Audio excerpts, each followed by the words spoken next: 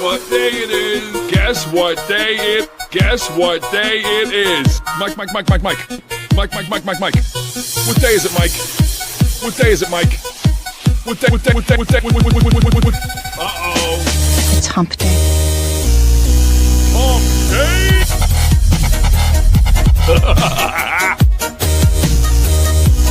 Hump day? Huh? Anybody? It's hump day.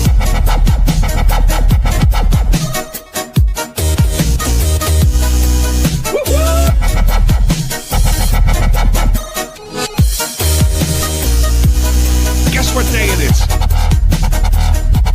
I know you can hear me. Hump day. Guess what day it is? What day is it, Mike? Happier than a camel on Wednesday. Hump day. Get happy. Get over it. It's hump day. Hump day. Hot like a tamale! Look at that big ass. Damn. Big, juicy booty. Look at that big ass. Twerking. Big booties. Look at that big ass. Damn. Big, juicy booty. Look at that big ass. Twerking. Hot like a tamale! Look at that big ass. Damn. Big, juicy booty. Look at that big ass. Twerking. Hot like a tamale! Big, beautiful Ass. big, beautiful Ass. big, beautiful Ass. big, beautiful Ass. Look at that big ass. Damn. Big, juicy booty. Look at that big ass. Twerking. Hot like a tamale! Look at that big ass. Damn. Big, juicy booty. Look at that big ass. Twerking. Big booties. Look at that big ass. Damn. Big, juicy booty. Look at that big ass. Twerking. Hot like a tamale!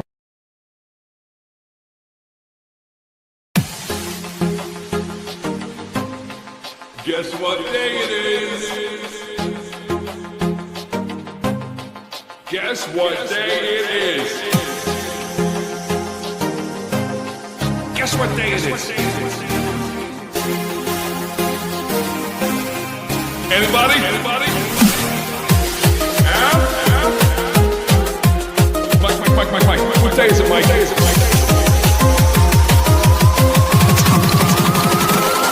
Hump day.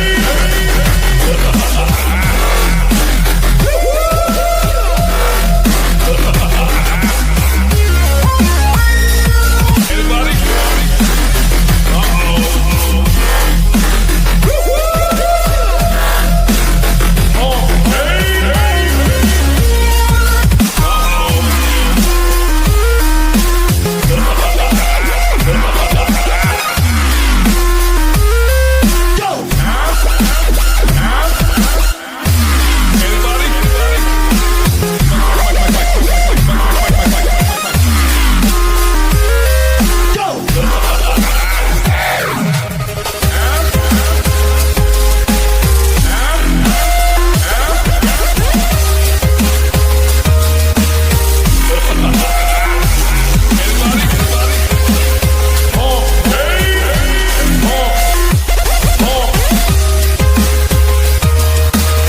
Uh-oh. Hump day.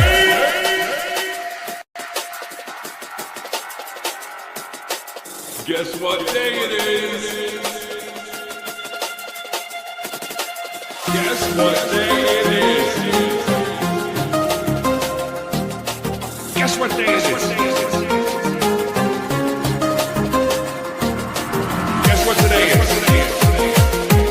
Mike. What day is it, Mike?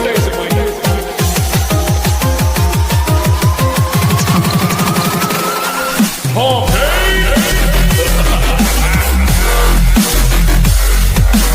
What day is it, Mike?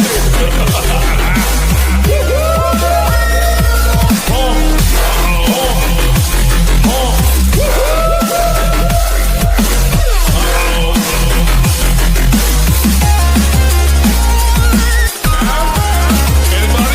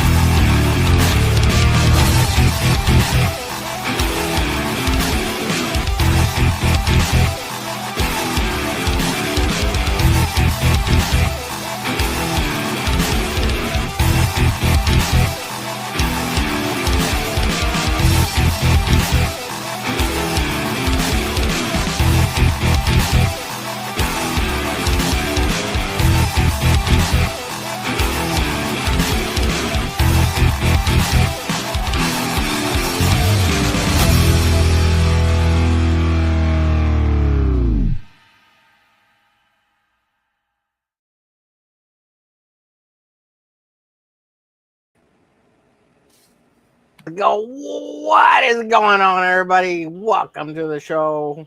This is who's here. Welcome, Evil Ginger Dale, aka Pad Marcus. Hey, what's up? Howdy. Well, Rex hello. won't be here. He's got work tonight, and Tank is out. I guess he's still under the weather, doing his thing. Nothing but right. chicken wing. But we did. We'll reserve the spot for a Hey, little there's while. Peter. Yeah, Peter's here. Peter. Hey, Peter. What up, buddy? Yeah. What's up, guys? They invited Michael Ortiz, the creator of Arachnus. We'll see if he comes in. It may be too late for him. It's 10 o'clock in Florida, Eastern That's time. not an excuse. It's too late for me and Dale, and we still show up. Yeah. We'll give it till like 9:30. And There it goes. if he jumps in, cool. Oh, If not, I'll well. put the link out. No time like the present. Yeah, I'm trying to steal him away from Dawn. Drama. I need John Apple to help me. Help me, John. Help me. Of course, that's a joke, guys. That's a joke. There's no stealing here. We don't steal, we acquire. Yeah. He's just out in the ether, and you grab him. Yeah, Darn it, yeah. my camera. I might have to leave and come back in. I forgot to apply the no autofocus. Oh, I see you. Yeah, you're right, Dale. You're very fuzzy. This is the greatest I've ever seen you, Dale. You look beautiful. Yeah, I've got the You're so vanity filter. It covers all my wrinkles.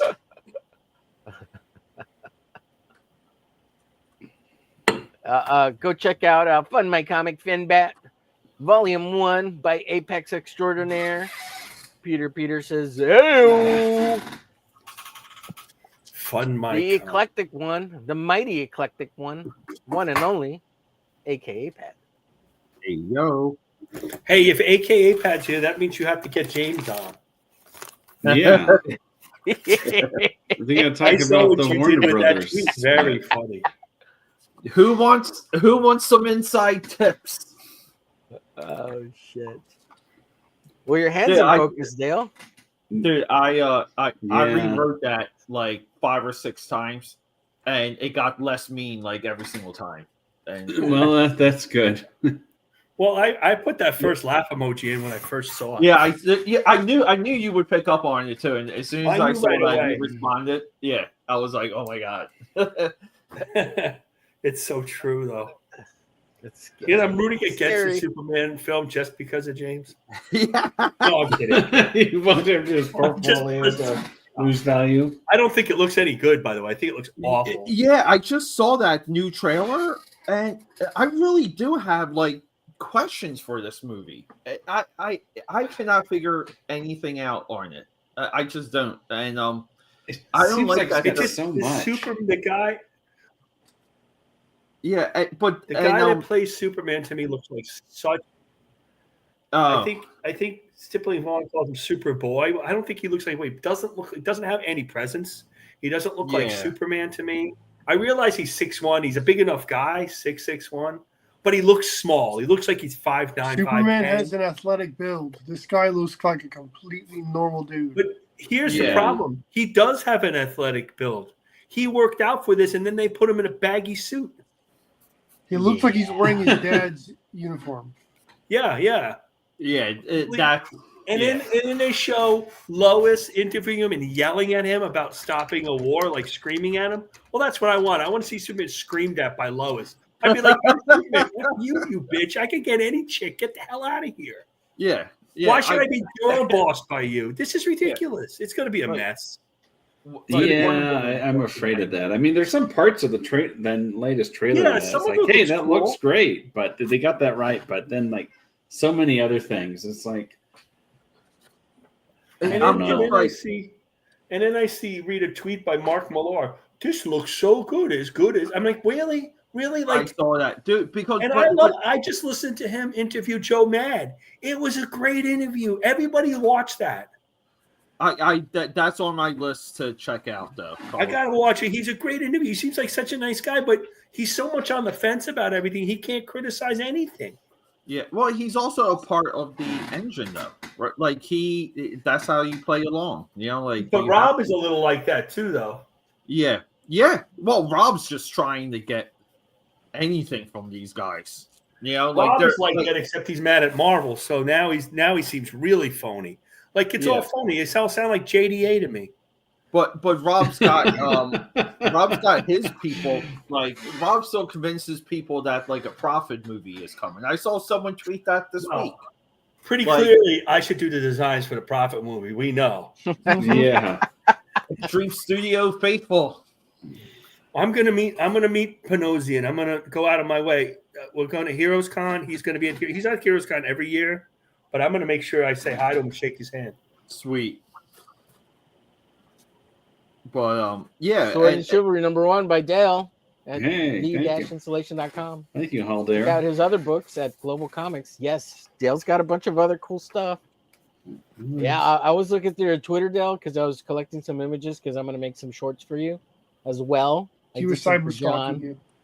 Oh no! But yeah, there was a real cool story you have there with the dad with the shotgun looking for his daughter or whatever. Man, that was cool. I was like, that story was dope, dude. I was like, oh, this looks great. Look, fucking Dale's kicking ass at this. Where the hell has all this stuff been? Yeah, very good, very cool. Yeah. So I'm gonna make some shorts for you when I get a chance. For you can read it a little way of showing my appreciation for being on the show. Oh well, thank you for having me. I should be doing nice stuff for you. No, man. If I could send you a couple bucks, I would. But YouTube doesn't make any money yet. Yeah, it's how they like I it. I gotta smooth the hands out there with some something. Why did you Philbo Baggins says suit looks terrible. He agrees with you guys. It does. Yeah, the S doesn't bother me that much, but because that's fine. I'd rather have the other S, but that doesn't bother me that much. And I like the colors. Nice bright colors are nice. But I trade that in just to have Henry Cavill back. And I don't even like that movie that much, but I'd rather I'd rather have Henry. I love that. I do. Yeah, you know what? Better. He looks the part. Pete, this comment's for you by AKA Pad. Oh, what we got? You want me to read it? I just I'll read it. Yeah. AKA Pad. Could be the next That's Amazing because Spider-Man artist. Marvel doesn't pay. Oh wait, no. Marvel can't afford him. For because next month I'm doing all like Superman and Fantastic Four stuff. I was reading up, World of Krypton, and dude, this issue 1 here, there's a lot of Man of Steel in this like single issue, and like look, Oh, that's all, the like, Vernon McNolan one. Yeah, and like I'm reading this, and I'm like, like maybe this was like on their like storyboard pile when they were just like putting the stuff together for that movie, because I always found it weird. I'm like, why are they on like flying like things from Avatar? And it's like, like it's kind of comic book like accurate. Like, like look at that, right? Like that's Man of Steel right here. I don't know. Like the more I get into like post-crisis Superman, like the more into some of the like the Zack Snyder stuff. Like the more I see of like what he was like mining and maybe going through. But Peter's drawing Reptile, aka Frederick Guillemont's character.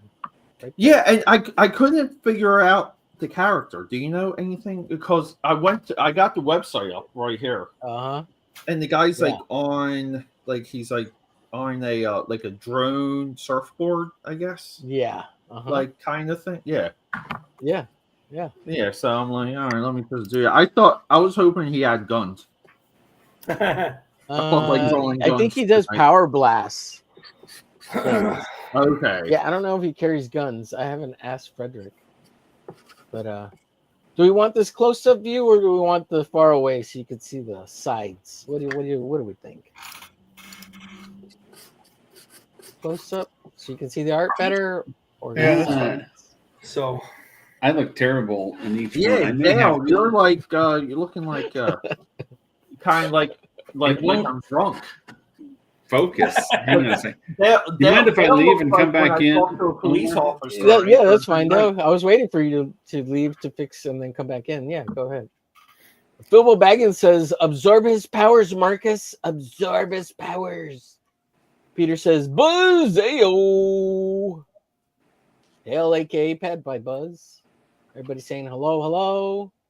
Everybody saying hello to Buzz. Let's see. Halder says, follow John Apple on X at Salacious Studios. I do follow John Check out Apple on X as a his matter. Exodus Z on Global Comics. And there's links. Thank you, Halder. Yep. Master That Mod. is officially on its way to the colorist right now.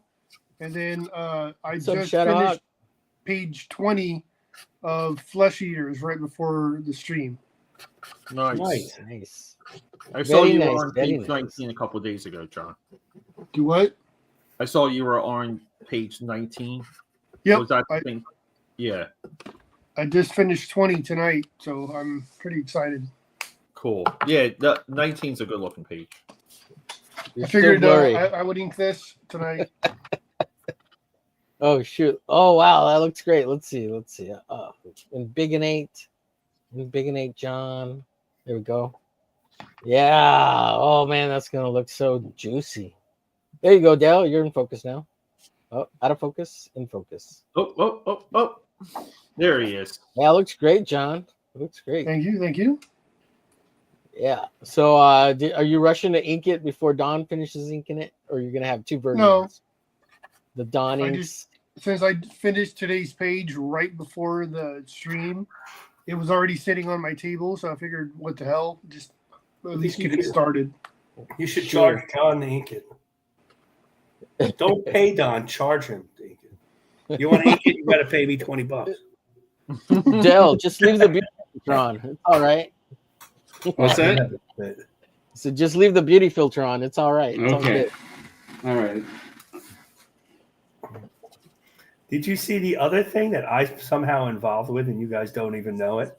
Did you see John's long box answer to your boy Zach? I saw the post. I decided I haven't not to watched it. watch it though. I saw that. And Guess guess who he asked? I don't know if he asked anybody else, but he asked me, should I post this? And I said yes. Oh shit. Oh. So it's Marcus stoking the fires. The secret. Well, it's not just that. He's right. So He's so right. did, I did caught that right away. Yeah, like it was disingenuous that he has that Twitter thread with Nerdrotic about it. Nerdrotic's doing as usual. I don't want movie whatever, but John did say that the African character in Russia took him right out of the movie. But the next post was, "But I love the movie. My wife loved the movie," or to that effect. And Zach didn't post that John liked the movie, and the whole and Zach's threads are now calling them racist. Oh well, geez. Well, I thought about it for a second, and he took a real slap at him at the end. And you guys got to see it. I'm like, I don't think I would have done that, but the body of it, I would have definitely done. Yeah, somebody says that you were, I mean, it was bad, and he doesn't deserve that. I mean, we all, whatever problems anybody have. Well, I don't think people have problems with John, but you know what I mean. Sure. Like, whatever you have, like the agreement, or I don't agree with his attitude about the Fantastic Four movie and stuff. It's not like it's all in fun. That's not fair. Yeah, it's all like super geek stuff. That's how I look at it. And he's been going on and on about conservatives can't do art and Republicans are this. And I thought this dude was a Republican. What are you talking about? Wait, who? Zach? Zach. Is saying that? Yeah. Oh yeah, he's been saying that for months. I caught one video of him. He was talking about who's that Marvel writer girl? The one with the black hair? Stephanie Williams? Yeah. He was like talking about her, and he was calling her like autistic, and I'm like, he calls them all autistic. Yeah, and I'm like, she like never came off that, and I'm kind of like, yeah. I mean, I don't know. I'll catch him every once in a while, but I mean, I guess like he needs something to push against. Well, right? the thing is, it's always one way. It's been like this for like 6 months. He doesn't like the birthday party. Doesn't like Nerd Rock. He doesn't like all those guys who are negative about every movie. Well, he's not entirely wrong, but the 100th video against him is a little enough. Yeah, it's kind of they're allowed not to dead like horse. the movies. Yeah, I think like some of what Zach says with that is a little bit of what I say, and him and I might picked up on a lot of the same stuff. Like I do feel like there is a culture of disliking things, and it's called like audience capture. Where right, I don't disagree with him there, and you're right about that. And I call it Hatergate. I think that's such a better name than birthday clowns. I think Hatergate is a real thing, but it's also like to be fair, if you go through like if you pick a lot of like genre movies, like like recently I was watching Dragon Slayer, if you guys recall that. That's a great movie. Yeah, but if you go back and if you look at the original like conversations and reviews, like only like the Fangora people tapped into Dragon Slayer because it was like the first live action dragon. That's all fucking those, But then like the film critics came heavy against it, and then it was like a generation or two, and that's kind of what happened with Blade. That's what happened with Fight Club. Like, dude, even the Matrix sequels, right? Like, so many people have turned the corner on those, and I do feel like it's historical. If a movie comes out, and if you could trash it, you trash it, and that's not an old thing, but I think the internet skews that a little bit, like meaning like you can hate it, and people want you to hate it. Like that's a little bit of what the difference is. Right. Like people want Nerd Rock, like people want the drinker guy. Like they want him to crap on things, and he's funny though. Like some of his videos are funny. Like I don't view it as like criticism. I just view it as like entertainment. Comedy. It's a comedy show. Yeah. That's a good way of putting it. And his taste in movies has always been suspect. Yeah, this is true. I've watched him. I'm not like one of the original ones. His taste in movies is suspect. And in how much it's like the Ethan, he liked Barbie. How much is that real, or how much is that to be contrary to everybody else? Yeah.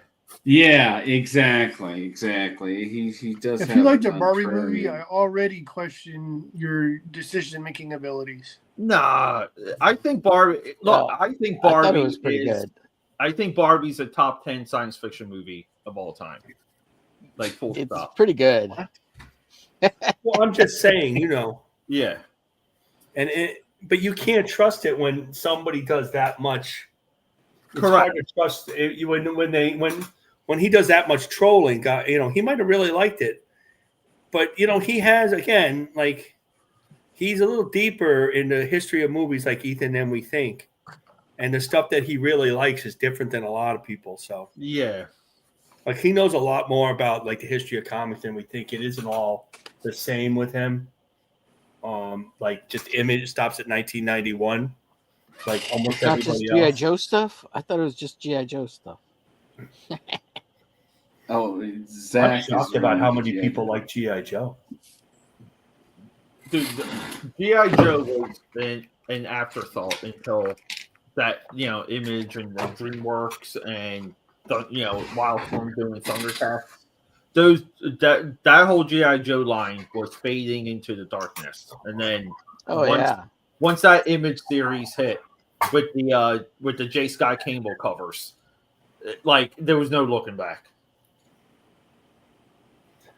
I mean, I agree with that. I mean, I picked it up the first issues of G.I. Joe, and it wasn't the most exciting thing for me. But I'm told that Larry Hama is one of the greatest comic writers in the history of comics, and I'm like, Where did this come? Well, he also wrote a good Wolverine. That's true. I was going to say like his Wolverine with Silvestri, and you I got all those. Yeah, those are good. Yeah, and but it's also like Mark Silvestri drawing a solo character after destroying himself doing X-Men twice. All those books are plot. Those are not full script books. Those are all Marvel method. Yeah, and all the Claremont ones too. But his scripts are really deep. His plots. All right, I think we're. I'm going to break out the light box.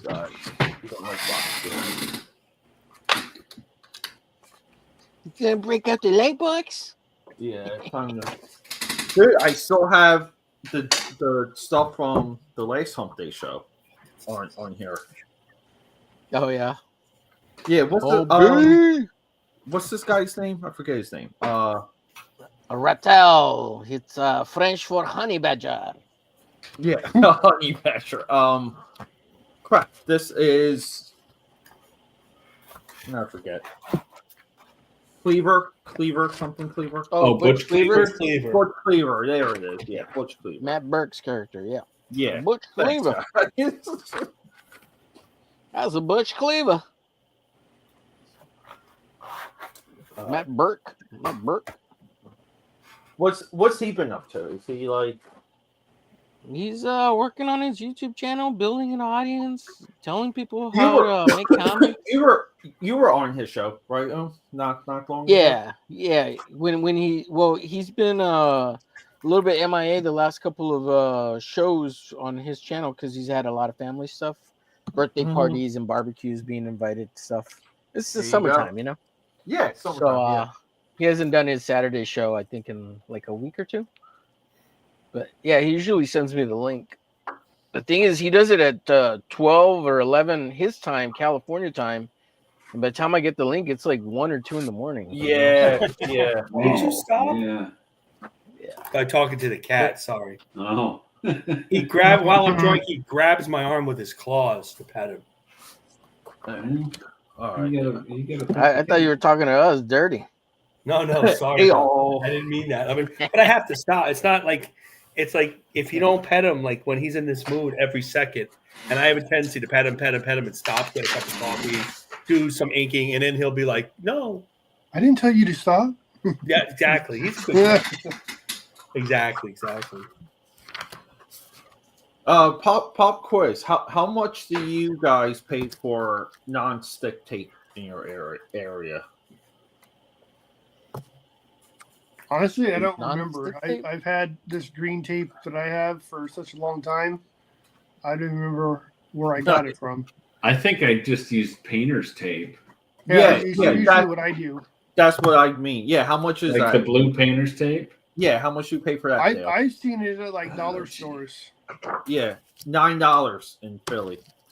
$9? Yeah, $9. Yeah, $9. Isn't that crazy? I got like sticker shock when I brought it up to the counter. $9. Yeah. What's up, Crook Painter? Crook Painter in the house. Let's see. Oh, the chat's been going by. Let's see. Apex said earlier, Black Panther's now white. Yep, we knew that was coming. But I thought that was racist when they did it that way around. Yeah. Film critics are morons, he says. Oh yeah. Howler says, subscribe to AKA Pad. Absolutely. We'll bring up some of these things here in a little while. Crook says, howdy. What's up, Crook? Yeah, go subscribe to my channel because we're doing a lot of Man of Steel. We're doing a lot of Fantastic Four coming. My Fantastic Four run that I'm doing for the channel is, I think it's going to be like one of my better runs because it's the 90s Fantastic Four, and it's a lot of the stuff people shit on. Oh, the Tom DeFalco, Paul Ryan run. Yeah. Everything from Sue with the bikini, the window boobs. Yeah, the window boob. Yeah. Wolverine versus Thing. All the stuff with Franklin. Like the Franklin Richards. Like that's kind of where Hickman mined that for his run. which validates the '90s stuff a little bit. But yeah, like everything, and then kind of I somewhat build the argument that the idea failed, right? Like Fantastic Four, world's greatest comic, how you could reboot it to save itself, and destroyed Marvel continuity in tow. It's funny they get Tom DeFalco gets a lot of crap for that book, and he gets and people like his Thor and Spider-Man. Kirk says going down on the new Silver Surfer is probably like chewing on an SOS pad. What? Because they made that chick the Silver Surfer. Oh, that's right, in the movie, yeah. Yeah, and she's gonna be all instead of going with the comic version everybody knows, they went with the most obscure version that apparently like 2 people know of. Right. Yeah. Right. Pete, like Kirk says, sweet. Butch Cleaver books are dope. Since he had the Butch Cleaver art. Yeah, I want him to do more of those books. I think that it's such a cool looking character.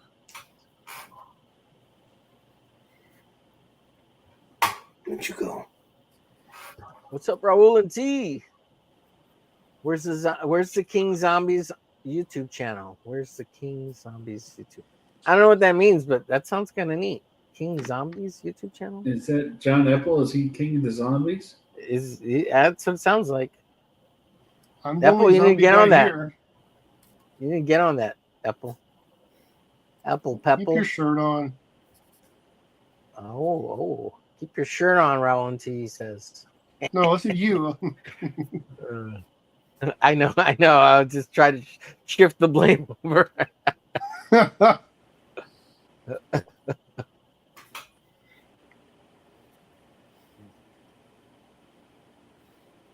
So I went to the comic shop today. Oh, sorry. Go ahead. What'd you get, Dale? No. Go for it. I got the new Bane Absolute Batman, and I posted on Twitter because Graham Nolan said buy a copy and prove him wrong. So you proved him. Yeah. So, but isn't it early for Bane to like show up though? Like, shouldn't Bane be like issue like 80 if you're I hate my camera. Hang on just a second. You think it's gonna last to issue 80?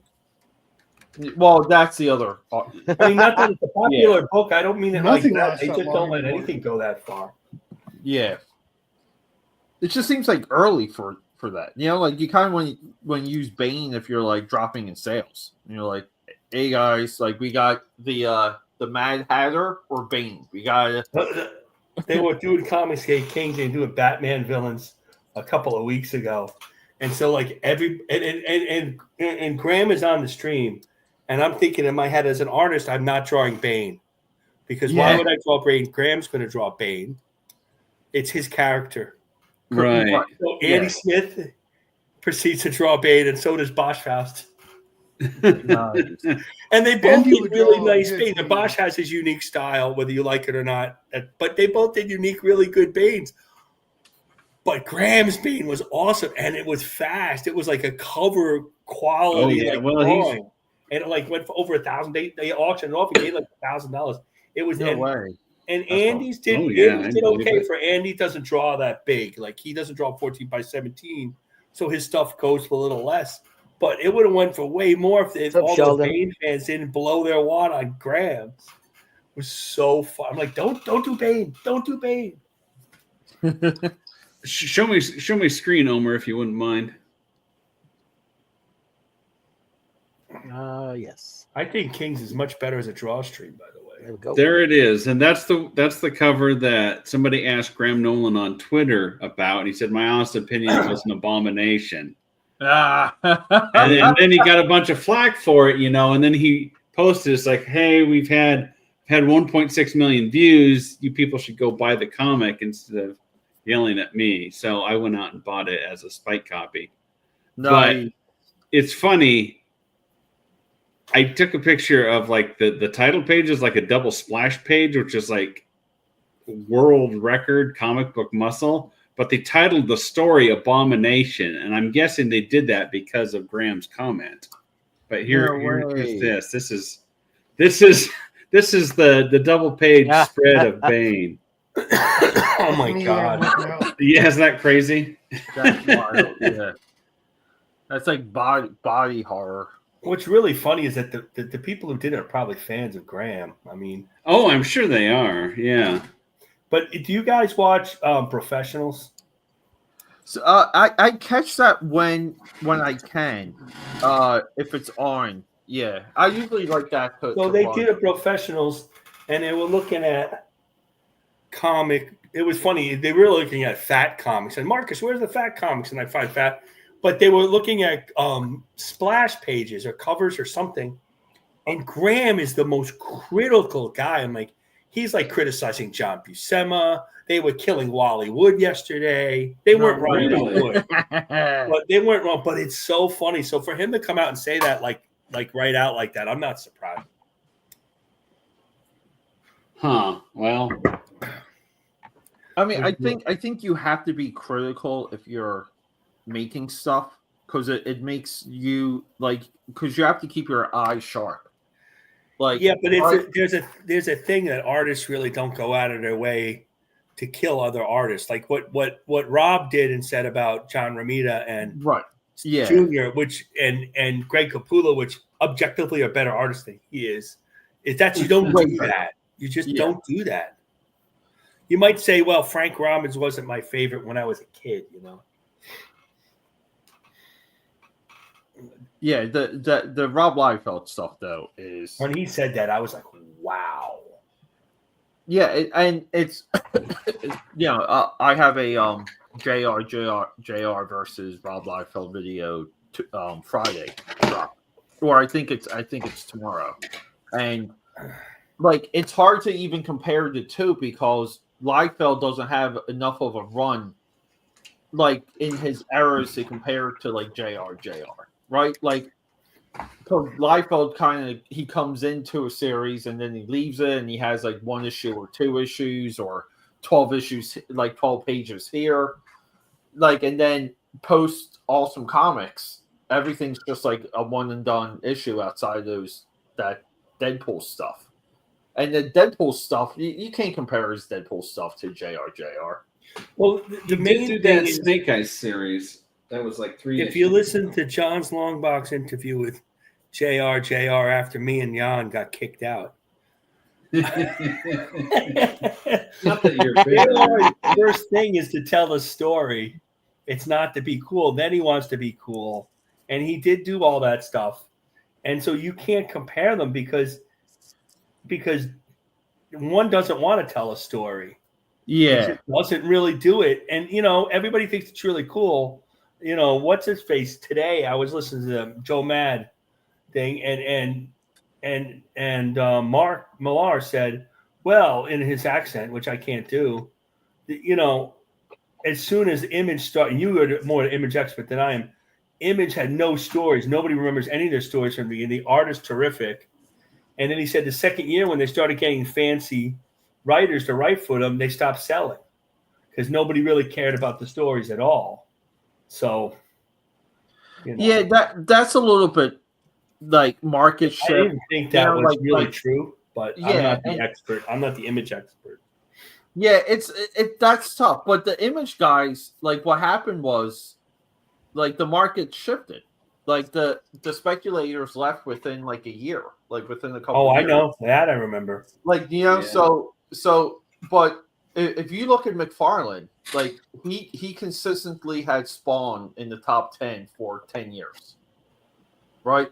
Like for 100 issues, Spawn was a top 10 book, and that was like people read it though. That's the thing.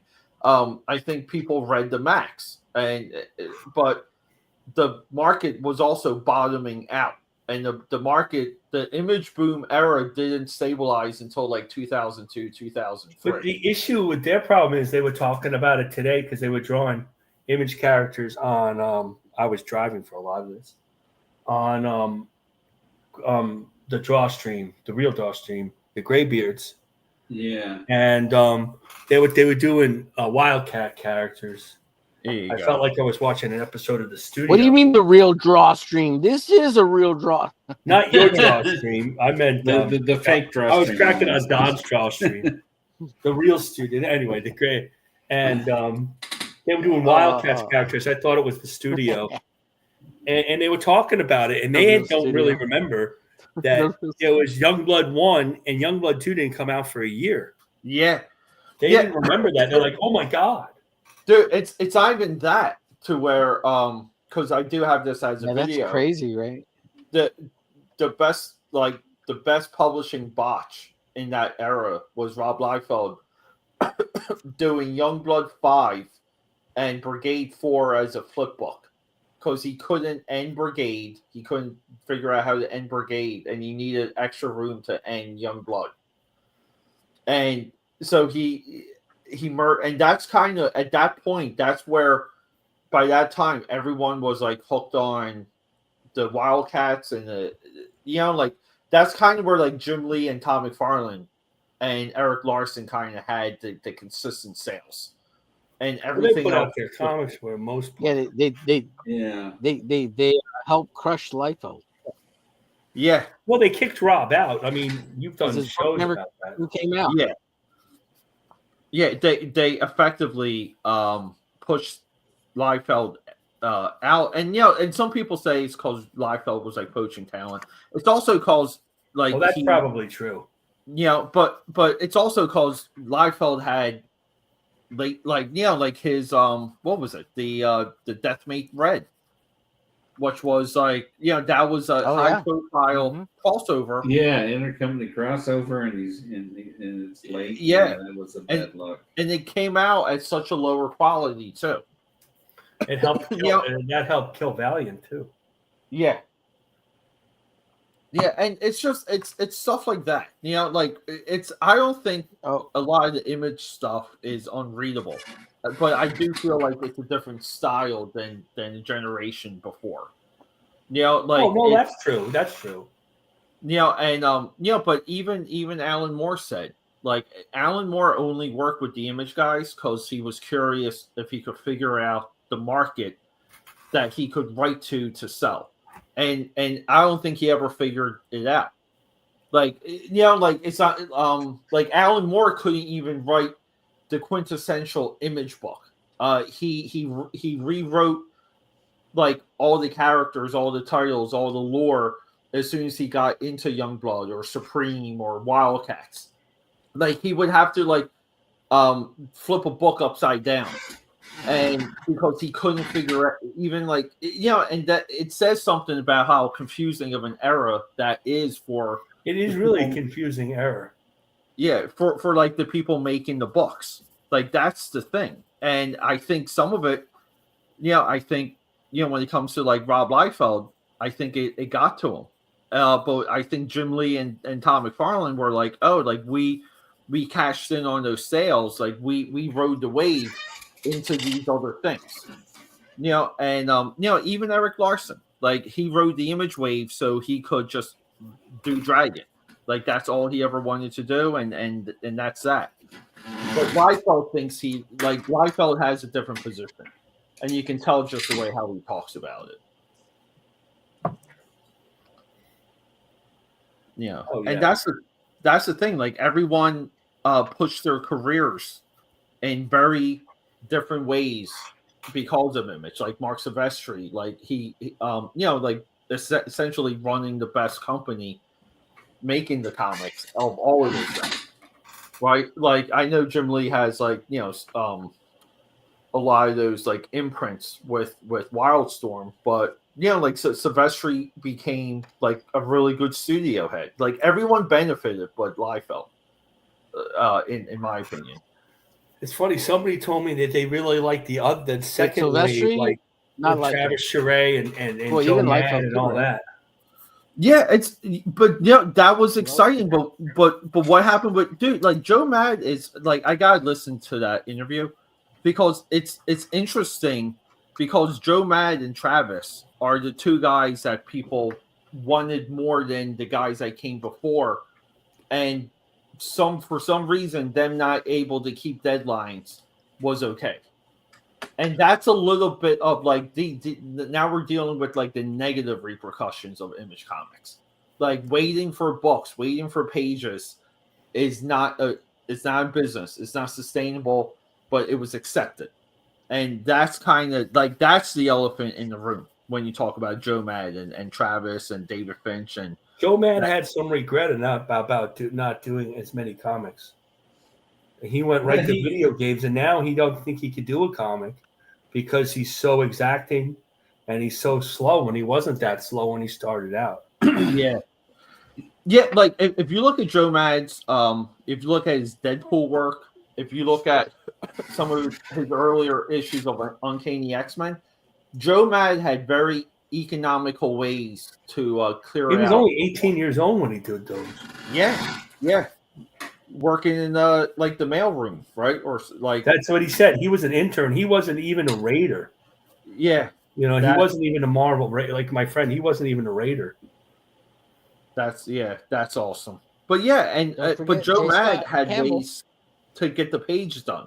Yeah, and even J. Scott Campbell, like, dude, like J. Scott Campbell could do one Danger Girl miniseries a year. And not have to do covers, not have to do all this other crap, and people would be happy with it. And who knows, right? Like who knows what could have happened for that? Well, that's what these guys crowdfund. They do one book a year. That's all they can do. They really want to draw it the way they want. Yeah, I mean, I think some of that is good with some talent. That's where crowdfunding works.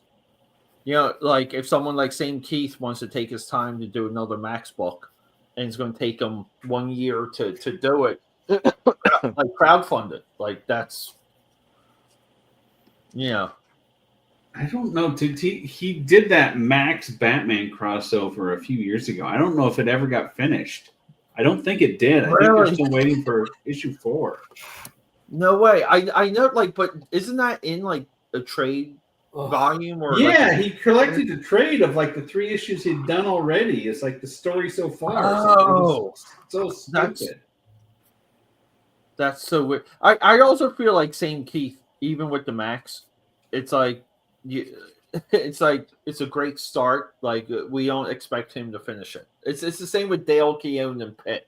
Like we don't need Pitt to have a 20-issue story arc. Like we just need you to draw Pitt, Dale, or we just need you to draw Max. But the issue is that Gary Martin was saying, like, that the only one of all those guys that were on the Graybeards today who would continue to do, and they'd say he made $1 million on issue 1 or $2 million.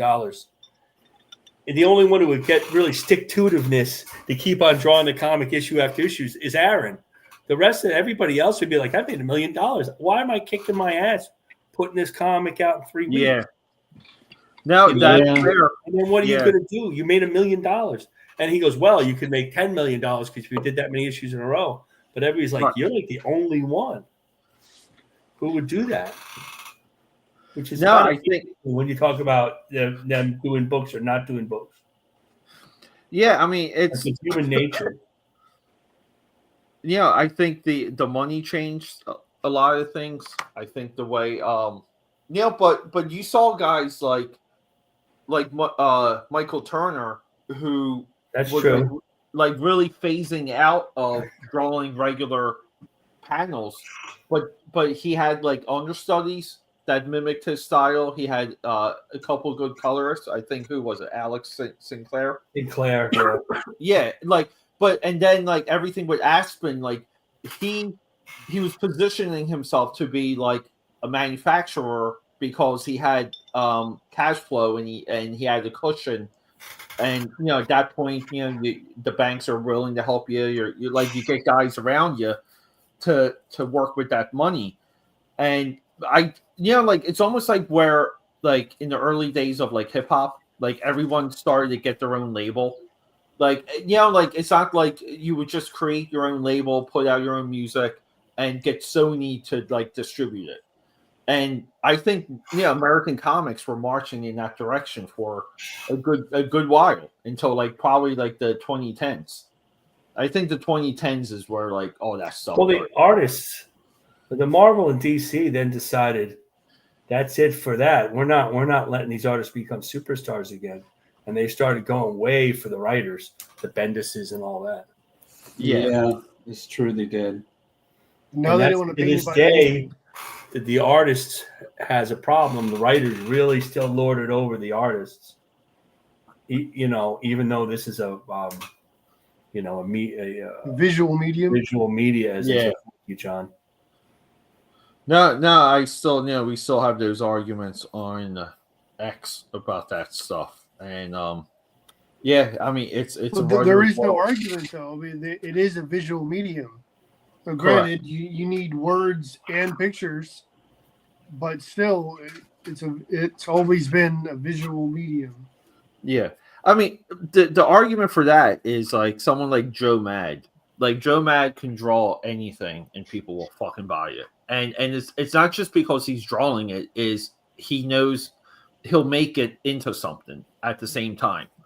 And it's not like you can get Alan Moore and get anyone to draw Alan Moore and have that be like a Eisner nominated film.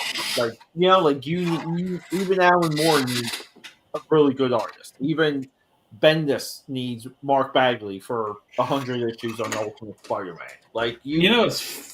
Oh, sorry, I didn't mean to interrupt you. No, it's okay. Yeah. I was going to say Bendis, ironically started out as an artist. His early comics, he was doing all his own illustrations. Yeah, like Jinx is good. Jinx, Goldfish, and he did a couple of cartoonish ones, like semi-autobiographical.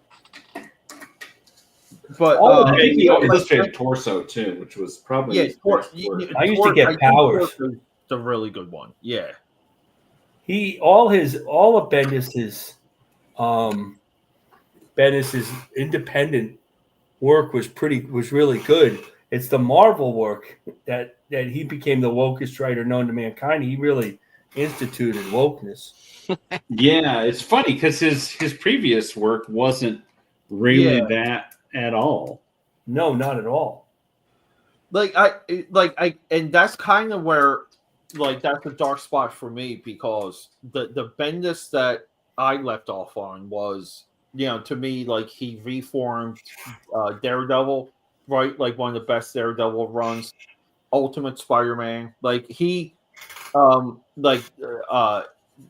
New Avengers, like again, like just adding a lot of fresh stuff. But then I think I started to fade away from him when he took over X-Men. And he did that, it was like an alternate timeline, like original X-Men hanging out with the older X-Men. And I'm like, I'm done with this. This is just so confusing and silly. And I, at that point, I never went back to him.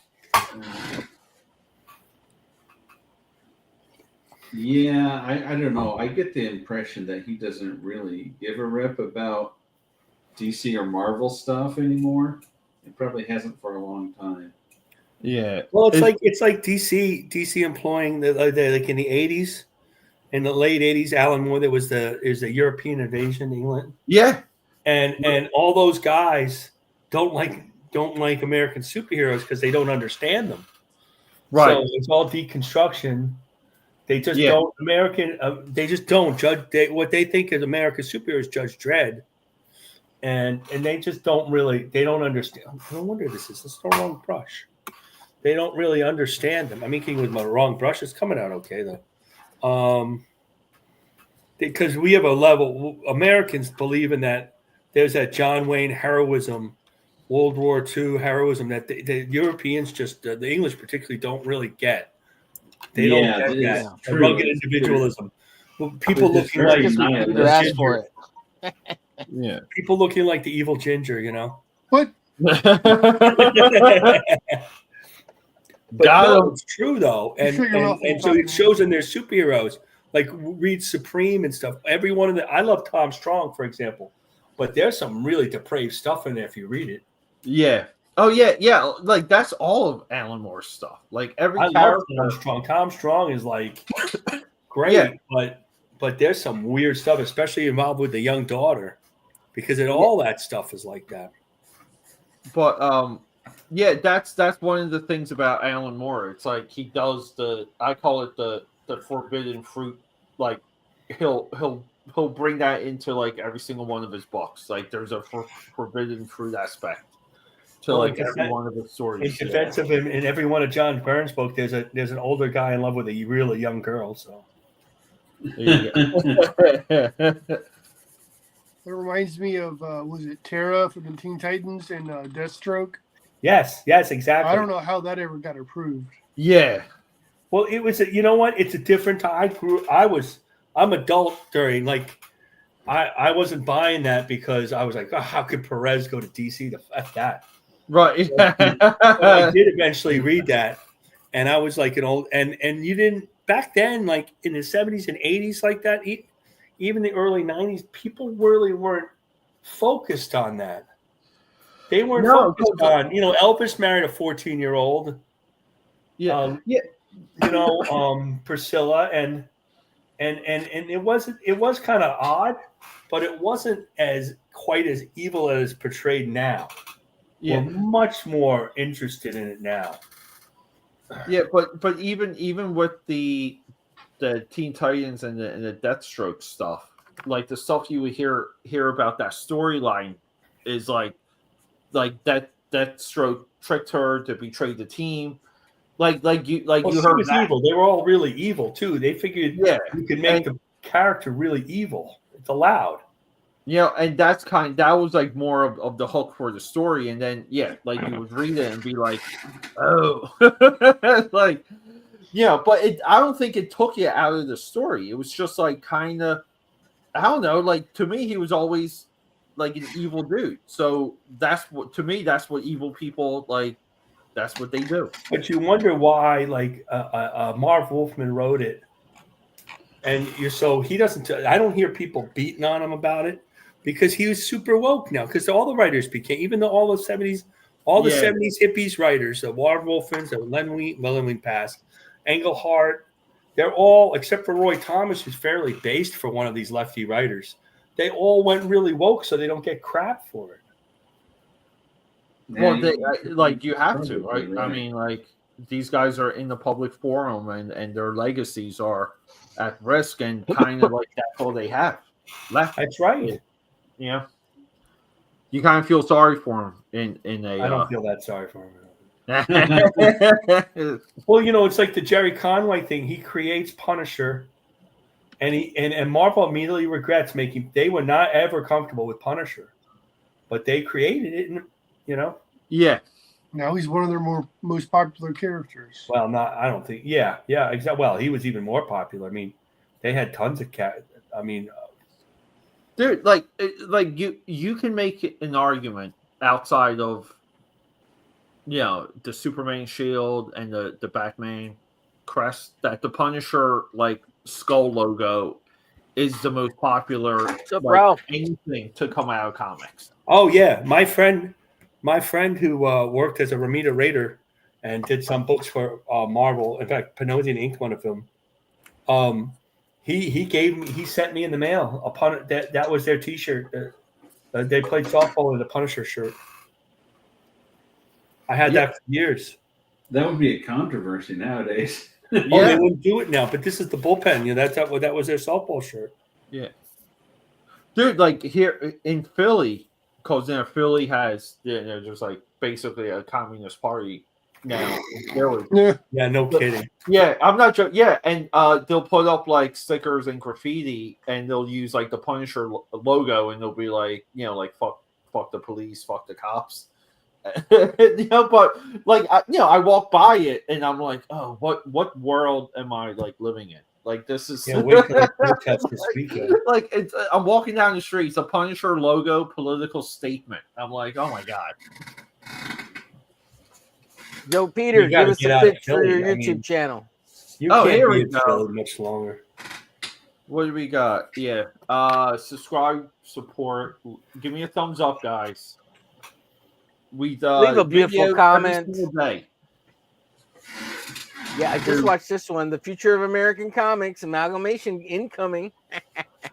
Oh, and this Weapon Zero, Peter calling me out. Pete, I commented, I only have like probably 5 issues of that. There's so many I'm missing. Okay. After seeing you go through them. Yeah, but I only called you out because we talked about doing the live stream, and I just wanted to make sure you knew I was aware that that we hadn't done it yet. Yeah, And it's fun to call you out anyway. Yeah, well, we never set anything up, so I know. And should chat about it. And honestly, I needed a couple gap episodes for Top Cow Tuesday, and it was Top just Cow like Tuesday. Yeah, I love it. Hey, I love it. Top Cow Tuesdays, Wildstorm Wednesdays. Hey, Pete's all over the alliterations. Wait, keep in mind, if you search Top Cow in Google or YouTube, I populate over like I should populate with that in Wildstorm. So I'm controlling the searchable content now for both of those companies. Hashtag AKA Pad. Hashtag Wildstorm Wednesdays. Yeah. Hashtag Top Cow Tuesdays, baby.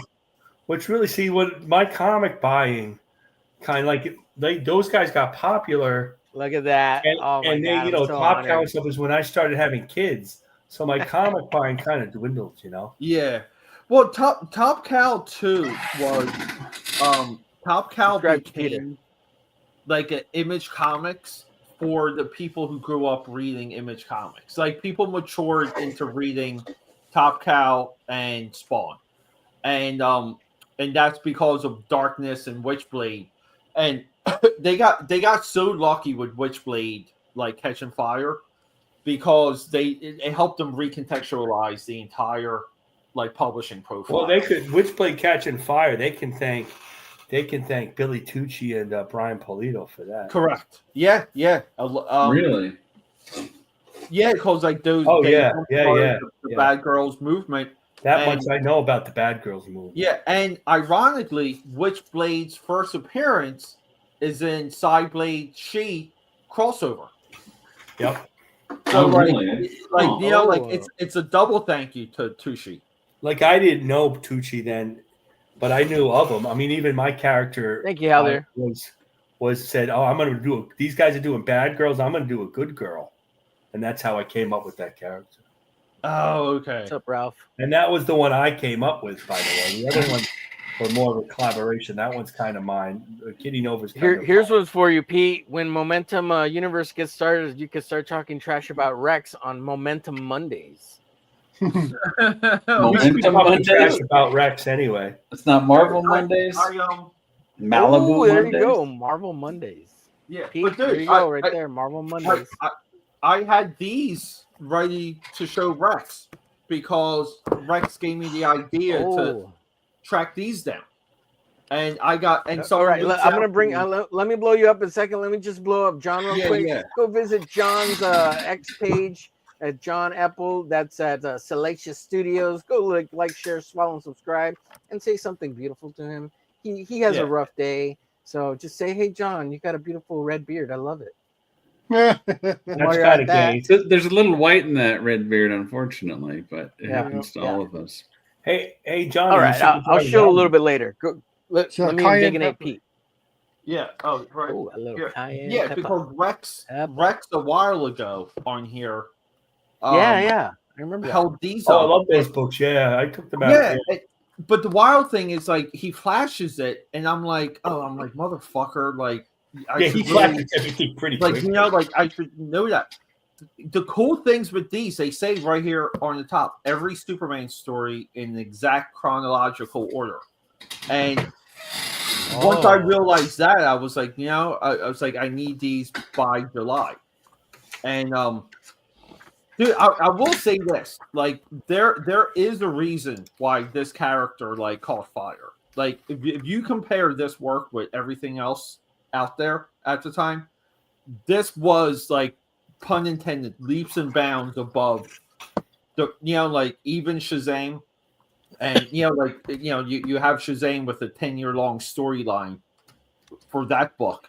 This leapfrogged that, and it's so like that was such a good thing that I picked up on that Rex showcase. How much did you pick those up for, man? Dude, I got these for like a couple bucks each. Could you imagine Will Eisner? Like that's his biggest mistake was turning down Siegel and Schuster. Yeah, but it's wild because like when Shazam Fury of the Gods came out, I did this like deep dive on Captain Marvel, and like I get like frustrated, and I think like I'm a little bit like Alex Ross, where he can never let go of the character, because if you look at I remember watching those. Yeah, but if you look at the cultural impact of Captain Marvel, and then you see it paralleled with the Man of Steel, you have to say to yourself, like, where did this fall off? Like, why did the Captain Marvel stuff not continue? And it really is like the ideas of because they got sued. Well, the ideas you can grasp, like these stories, because I was like reading a lot of these randomly. Like these are very like down to earth. And Captain Marvel is dealing with talking worms, talking tigers. Captain Marvel sold better though. Yeah, no. But then you can kind of see where the Marvel 60s was built on like what people understood of the appeal of this stuff. Yeah. Like Marvel, like, and this is, you gotta give the credit to like to Stan Lee of like capturing a little bit of the cultural zeitgeist of just saying, look, we need like extraordinary like characters doing like normal things. If that and now it's like, every storyline that comes out today needs to like permanently change the character. But like there was something to the observation of we just need these guys to like make a meal and not be able to pay rent and get into arguments with their wives. Oh, right. Stan Lee combined the soap opera with the comics, and the DC comics didn't do that. They just had crazy adventures, science-based adventures, like if it was Green Lantern or something. Yeah, or Flash. But I will say this about DC. I love post-crisis DC comic. Oh yeah, I got a lot of those. Dude, I think the way that they targeted the approach and they wrote the history as they went along, it's really top-notch stuff. I don't think anyone comes close, because no one looks at post-crisis DC as like a universe, like a new universe. Like they'll look at Valiant, they'll look at Ultraverse, they'll look at World's Greatest Heroes by Dark Horse, and but DC rewrote their own history books like in real time. Yeah, but the problem is that they did Crisis, and there was post-Crisis, but Superman and Wonder Woman and Batman weren't really involved. They did those separately, and so it was this disjointed world. Yeah. And so they didn't get the credit because all their top characters weren't really that involved. No, they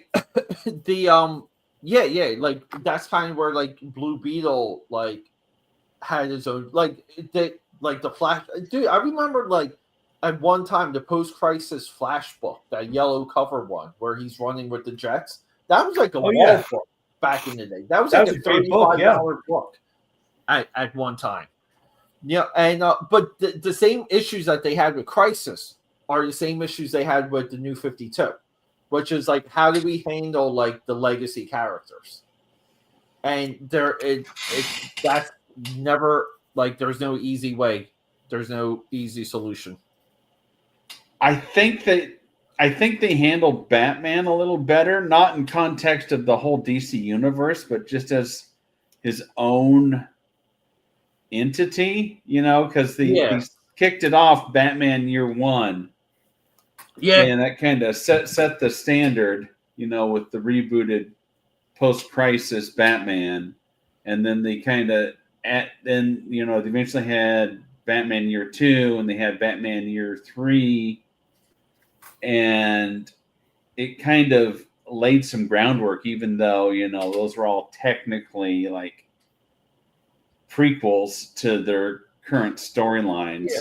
But I mean, a lot of the post-crisis Batman stuff, you know, it wasn't like a Marvel comic where, you know, you tuned in each week and the continuity was, you know, all these plots going through, and it was very, you know, kind of episodic. And, you know, it wasn't until I think 10 Nights at the Beast where they did like, oh, we're going to have a multi-part story that's a big deal.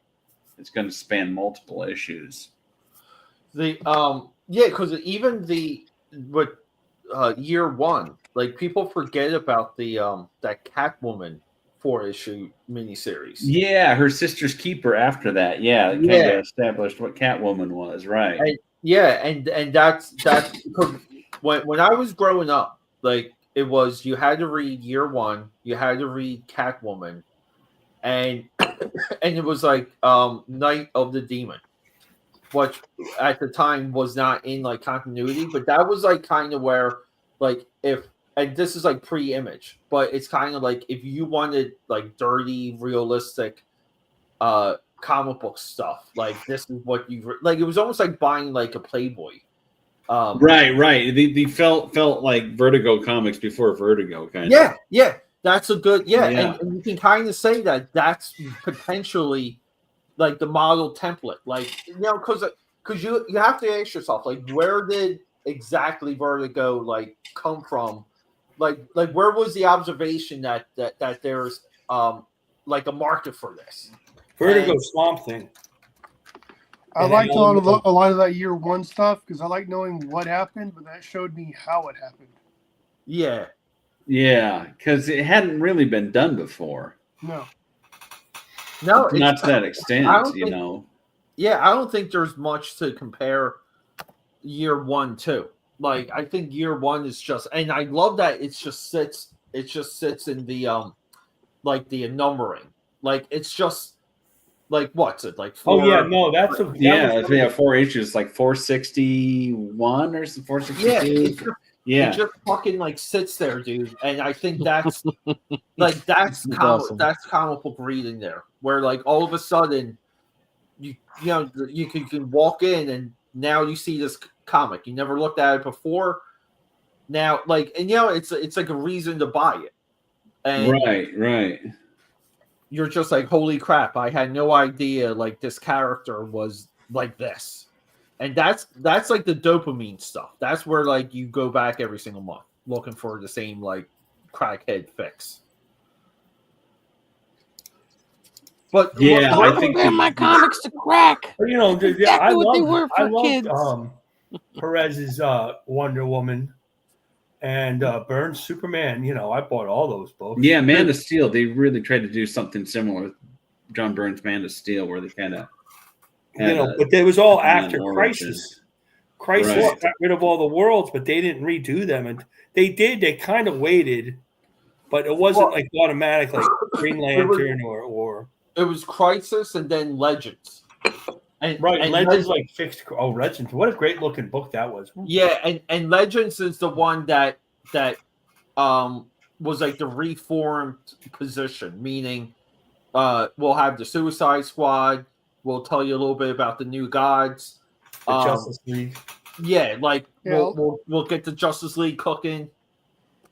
And but that's kind of like Legends, though. That's if you want to talk about something that like nobody fucking knows. I was arguing with some guys that are like, I've never read Legends. Legends and then John Byrne artwork. That's Suicide Squad's first appearance, I think. It really is terrific looking comic too. Yeah.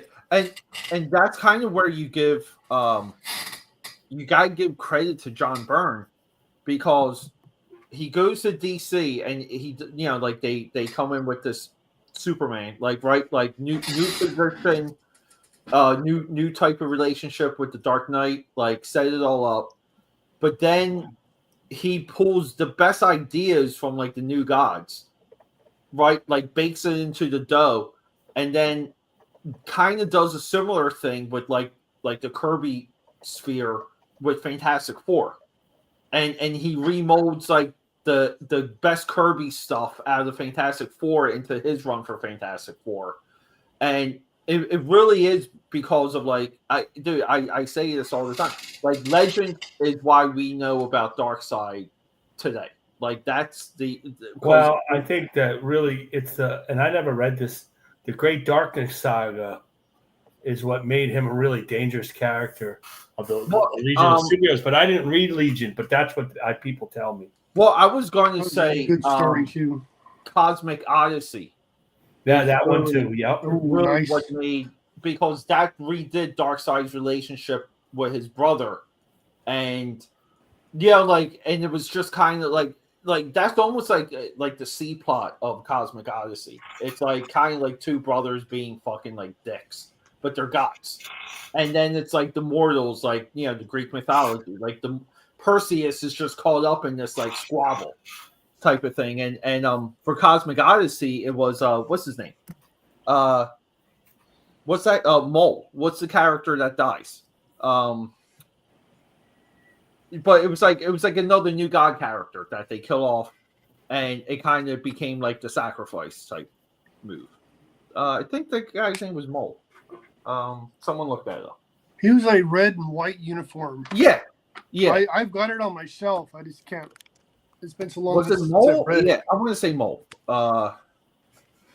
I thought that was Bug. Bug. That's his name. Yeah. Yeah, that's it. What's up, Cable? Caleb. Sorry, I call him Cable. Cable Reynolds. What's up, Cable? We got Nathan Summers. Cable's a terrible name. I just want to let him know that. That still comes up because John says the same thing all the time. So I'm like, oh, stop. He does say the same thing all the time. It's funny. Dude, I'm in this. I'm in like his. Well, Haldir was his only.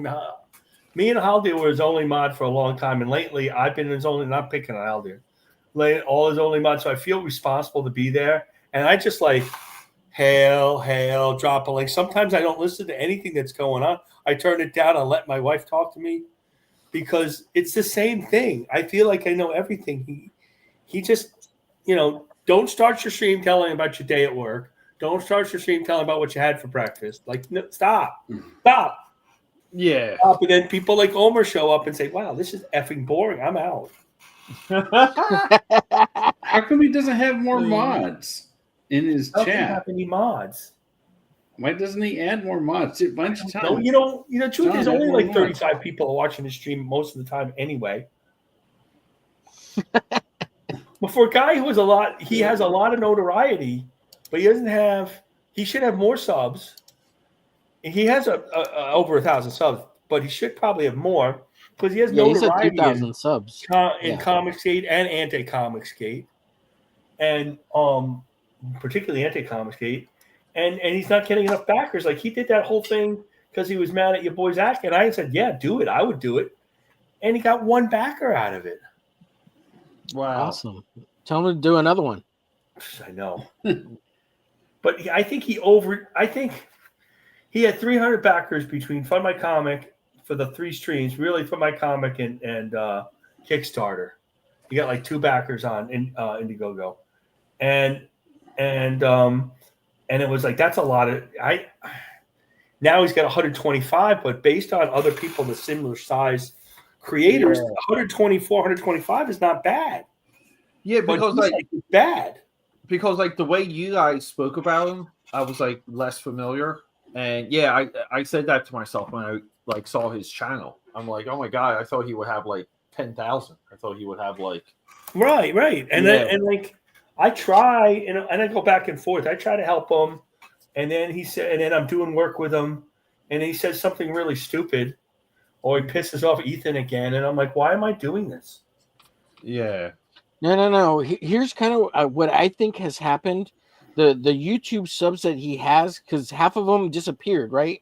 Like they're not on the internet anymore. Like your subs disappear and they go through a cycle. Yeah. And YouTube stops like promoting your channel to all your subs. Yeah, it's true. They do. That's interesting. And usually you'll lose like 50% of your subs because they stop promoting it and people forget about you. So if you don't remember to go to your channel, Like Yeah, people will like forget, and they start watching other yeah, people. That's like interesting. maybe, Yeah. but Yeah. but you would see that in your analytics because your analytics tells you like how people are finding your page, and for me, it's homepage and suggested. See, Well, I would say, John Zombox, what are your analytics saying? How many people are returning subs? Well, No. no, it's like you don't have to. The returning subs, I think, is just that's a nothing burger, because like you want to show up in their suggestions. So if someone watches like a video from me, if Omer watches a video on Witchblade, I want my Witchblade video to be queued up because I want YouTube to be able to say, "Hey, this is like that. This is relevant. Let me push it." But he's now been on he's been on Yellow Flash. He loves Yellow Flash. Yellow Flash is a good guy to him. He's been on that channel. He got a few subs. Yellow Flash has been helpful to him. And then he's been on Thinking Critical show talking about comics, and it doesn't make a big deal. Yeah. No, Critical's audience does not back. So he's on, and I'm like, is he that bored? Like, what is going on? And I try to look at like much like you guys, Omer does, and Peter does. I kind of look at this stuff, like why? Why is it like this? Why is this one doing this and that one doing that? You know. Well, because here's a little bit of the reality. There's only like so many people to fit into a space. Yeah, that's true. And if you have like the top of the pyramid that can trigger the algorithm or trigger the suggestions in a lot of different ways, like for you as a creator, like you have to overcome that. And that's it. And a lot of it is like a perception thing, meaning like me versus Critical Drinker, for example. It's like I could be on Critical Drinker show every single week. And I'm probably going to get 5 more subscribers per appearance than I normally would get, and because he's viewed as like the bigger voice, and people people just lean in and trust that, and that's it. Yeah, it's there's almost like no upward mobility unless you're like kind of like earlier to the market or you have a way to pop it. Like you appearing on other people's shows will not help you. You having a guest on will not help you. Yeah, well, I see that. Yeah, unless you've got something else that will, trigger people to come over and watch. Yeah, you do need. No, dude, like Flavie, we do like Judge Dredd, and yes, Godzilla's cool. And I love Judge Dredd. I don't know who you're talking about. Who's got? It what depends on this who's drawing Judge Dredd. There you go. I'm drawing Judge Dredd. We love it. There's no shelves in view, Flavie. Are you a bot or something? No, I think he was talking maybe about John having the action figure for the. What was it called? I mean, I know there's other channels that do it, but I started watching him on his Sunday Comics. I like that. Yeah, that's my favorite show that he does. Personal life, and instead of just getting into it, he waits for people to come on, and now it goes too long. But that's what I started doing. It was nice and concise, and I thought, oh, this guy seems like a nice guy. I'm going to watch this. Yeah. But other people do that show, but a lot of people do that. There's an inker that worked with Andy at Valiant, Drew Garassi, has his shows, and he goes through all these comics, and he knows just as much as anybody. Nobody watches him. Yeah. Nobody watches him. It's the way it goes. There's a lot of guys where I'll be like, oh, I'm like, cool, like he's doing something. I'll go to his like live stream views. I'll go to his, like see what his channel has done overall. And I'll be like, oh my God, like I can't believe like this voice has, 500 subs and gets like, 30 views per video and nothing popped for them. And like they only have 500 views for their most like viewed video. And that's what I guess like that's a lot of what I talk about now, which is like kind of like the comic book voices are gone. And now the issue is that like these influencers. is that the streams that get 1,000 people, over 1,000, 2,000 people are like Ethan's and the Jack Show and the Ballers Show and shows like that. It isn't as much as everybody wants to just talk comics. That's not getting you views. Correct. Yeah, and that's kind of like I was and we do well. And the same thing with drawing streams. We do well for a drawing stream. You know, Don gets very upset, but if you look at drawing streams that are nobodies, and we do pretty well. But at the same time, though, I can't stand the comic book reviewers. Well, if I stay on, I'm going to be the ones that just shit on everyone's work all the time. Yeah, and say, well, what have you done to prove that you have a valid opinion on anything? Or the ones who just try to thrive off of drama.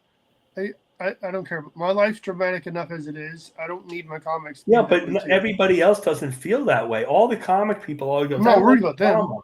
And everybody whines about it. But then you go look at the trash cast. People are begging for it, and he has over 2,000 viewers. And now he's making a ton of money, which is what runs the guy. Whatever he does. That's how it is. Yeah, and that's kind of where, like, I was watching someone else's stuff, and I'm like trying to pay attention, and it literally is like all politics, and it's like a comic book channel, and I'm just like, you see that sometimes too. Yeah. And the other thing about some of these guys are just good broadcasters. Yeah, there's no matter what they're talking about. Cecil's a good broadcaster. Ethan's a very good broadcaster. Yeah, Ethan's excellent. Everybody hating him or not hating him, he's a good broadcaster. Yeah, Omerglitch, he's a good broadcaster as well. Welcome to the Omerglitch show. Homer, you're a particularly good host, as a matter of fact. You're a really good host. Oh shoot! You're very giving and loving as a host. You're more than I'm a giver as long as I come first.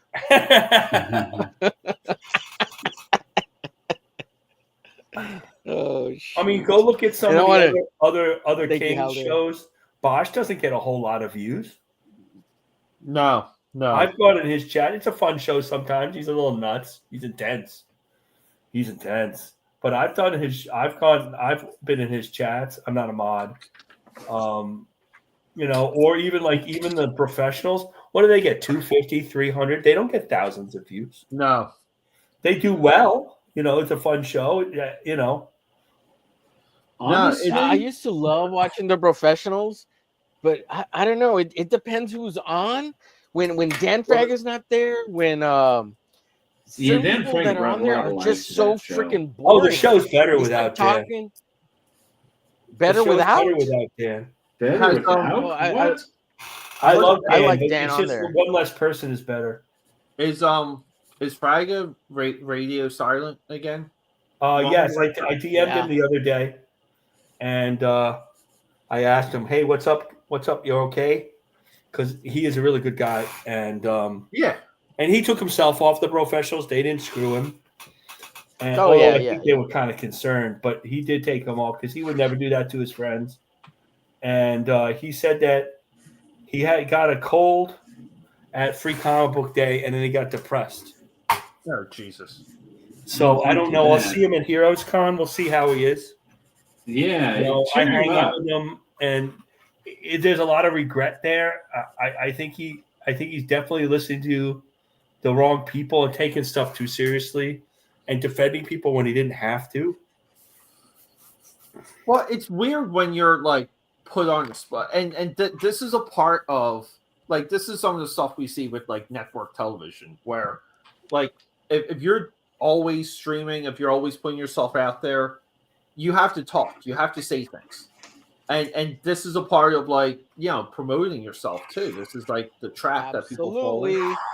Yeah, it's like if you're talking a lot, even EVS, right? Like, as much as some of these people talk, they're going to trip themselves up. They're going to say things.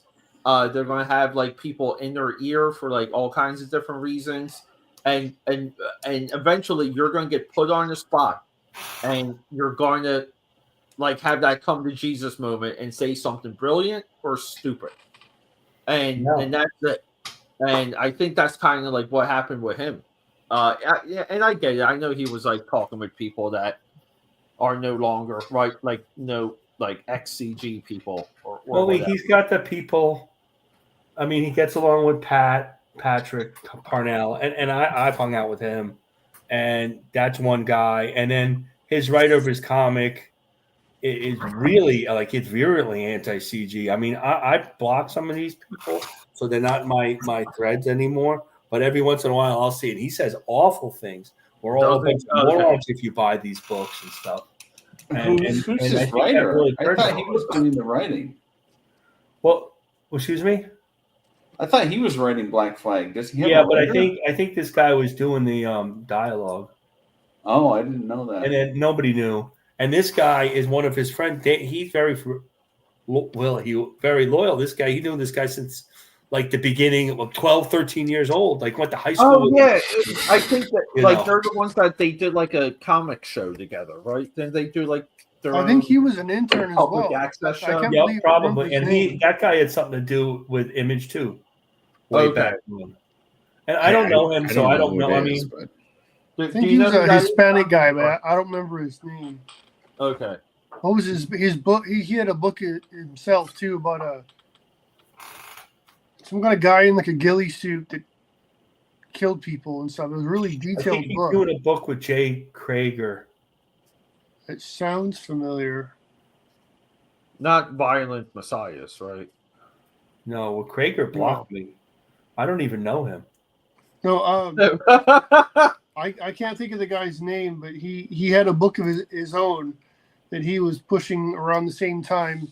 Oh, all this stuff went off, and I remember his character was like a part of a military experiment, and he ends up kind of going off the reservation and killing a lot of the people that were in his chain of command or something like that. And well, shit, that sounds like a cool book. It's Will Perdomo Meathead with Jay Krager. It was drawn. That's it. Of a guy in a ghillie suit that killed all these people, these government people. But I just, for the life of me, cannot remember the name of him or the book. I love getting blocked when I don't even know you. And what do I do? What do I do on X? Post some of this artwork that I do with you guys, and romance covers, for God's sakes. Yeah. What can I do to get anybody angry? I go out of my way not to be angry on X. My wife gets all that crap.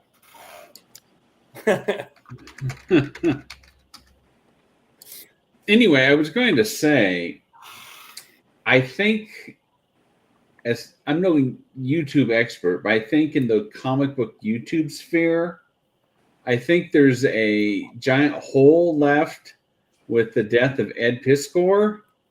And like, if somebody could come up with a show that was not necessarily a stream, but was talking about old comic books that they loved, and bantered back and forth with somebody else. I think that show could find an audience. I think I like that show for the most part. And I watched it like, during COVID and everything. And I just like the idea that they just said, you did a comic. And this is like, I talk to people, they don't quite understand this. There's a need to do a comic. Like, even if you go to Staples, you make it in copies and you staple it together. You could send that comic to Ed and Jim. Like Dale, you have that need to make these comics. Right. Making this money. Like, for me, this is good for my mental health, to do this stuff. I want to draw. So other people, they like, I'm going to try to angle this way and I'm going to market myself that way. But comics is not always like that. People need to do comics, whether they're good at them or not. Right. And that was the biggest thing with them. Now, I didn't agree with everything they liked or everything they disliked. They did great interviews. And some of it, they were full of it, especially near the end. But for the most part, it's like everything else. You keep watching them every that many times. Sometimes they wouldn't know anything about the books they were going over. Thank you, Dale. Yeah. It didn't help that Ed did like the world's weirdest book that said a lot about him. Like, comics are fairly personal. When you make your own comic, it's your personal comic. And when it's like the Red Room that he was doing, that was a rough book, man. That was a really that wasn't much of a read either. Like it just like I think that was like his career work though. I think that was Ed's like best. Well, he was stuff. so good at like Hip Hop Family Tree and all that stuff, and that basically ended up doing that X-Men book too, which is basically the same thing that he was really good at. But as a personal book, I think you're right. But no, I think there was like something too to where they spiked because like you have to say people were at home, they were looking for stuff to do. It was COVID stuff, and like that's like I don't want to say like that's the only reason, but they tapped into the indie market, and the indie crowd are the ones that were like, these guys are just like us, they just want to sit down and draw and create. But that was the part of it. I mean, I think they became gatekeepers as bad as anyone else that accused of gatekeeping. Well, what you didn't realize when you're first watching them, that they were going through the comments and deleting them all the time. Yeah. Ed, and you had no idea. You wondered why they didn't get as many likes as it seemed, because they were kind of fussing with all that algorithm. But I do feel like there was like a enthusiasm, like, and people they loved comics, Hey Dell, you don't want to fill that hole with me and be the new Ed Piscor and omerglitch? I don't want my hole filled, Omer. That was a good answer, Dale. Yeah. No, we're not going to fill each other's holes. We're going to fill other people's holes, Dale. That's an exit only. What? Yeah. That's what she claimed until that's what she claimed until it happened. Hey Dell, we're gonna fill the Ed Piscor hole. Okay. Maybe we should rephrase it. He could have been. I feel bad. I felt so bad when that happened. Yeah, it was a horrible situation. That's not a joke. That my well, I shouldn't say, but we family member did that, and it's not a joke. And as a matter of fact, anytime I see somebody, and this usually has something to do with sports, and they go, "This guy should kill himself," I report every post. Everybody who does like a meme of some guy, drinking bleach, throwing himself out there, it's like this little gif for that. I report it because I don't want any of that, because that is not good. Any suicide stuff I do not like. Whatever. The crazy thing is, as much as people group me in with some of that because of my criticism, I had people that were like in my chats before, and I kind of had to like sidebar them and get them on like the phone and have conversations. Some of them were like like weeks on end, because they were like on like on depressants, or they were just like, I don't know, like very depressed people. Yeah, like I don't want to say like on the spectrum. They're just people that kind of needed someone to talk to. They needed some love, yeah. Mm-hmm.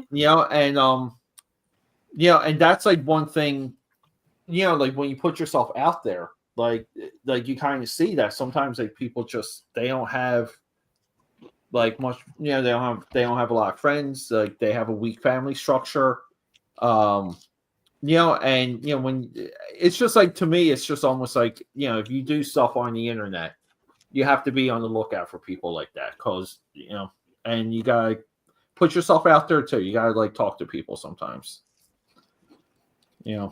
like off of the interwebs.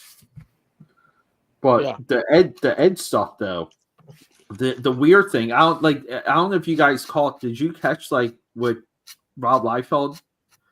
Because on Observations, he talks about that, and he kind of says that Piscor reached out to him for help on how to deal with things, and he kind of like didn't see the message or didn't respond quick enough. Oh damn! Yeah, that's a hard one. Wow. Does Rob feel guilty about that? No, because like he spins it as like, no, like, not at all. Yeah, like he spins it as like a celebration of like seeing his family at one of the cons and Yeah, well, having that was odd too, because I'm going to go to Heroes Con, and at Heroes Con the first year was right after it happened. Heroes Con wasn't that long, and there was Rugg who kind of blew him off too. And although I don't know if I blame Jim for it or not, and then they have a big thing. Ed Piskor's family. Yeah. We're supposed to go say hi to them. And somebody said to me, I was with one of the comic skaters, and he just said, boy, that just doesn't look good to me. That just looks like they're taking advantage. No, it's weird, It's like family of Ed Piskor is going to be there at Heroes Con again, and everybody's supposed to be so happy about that. And I'm like, it's a little creepy.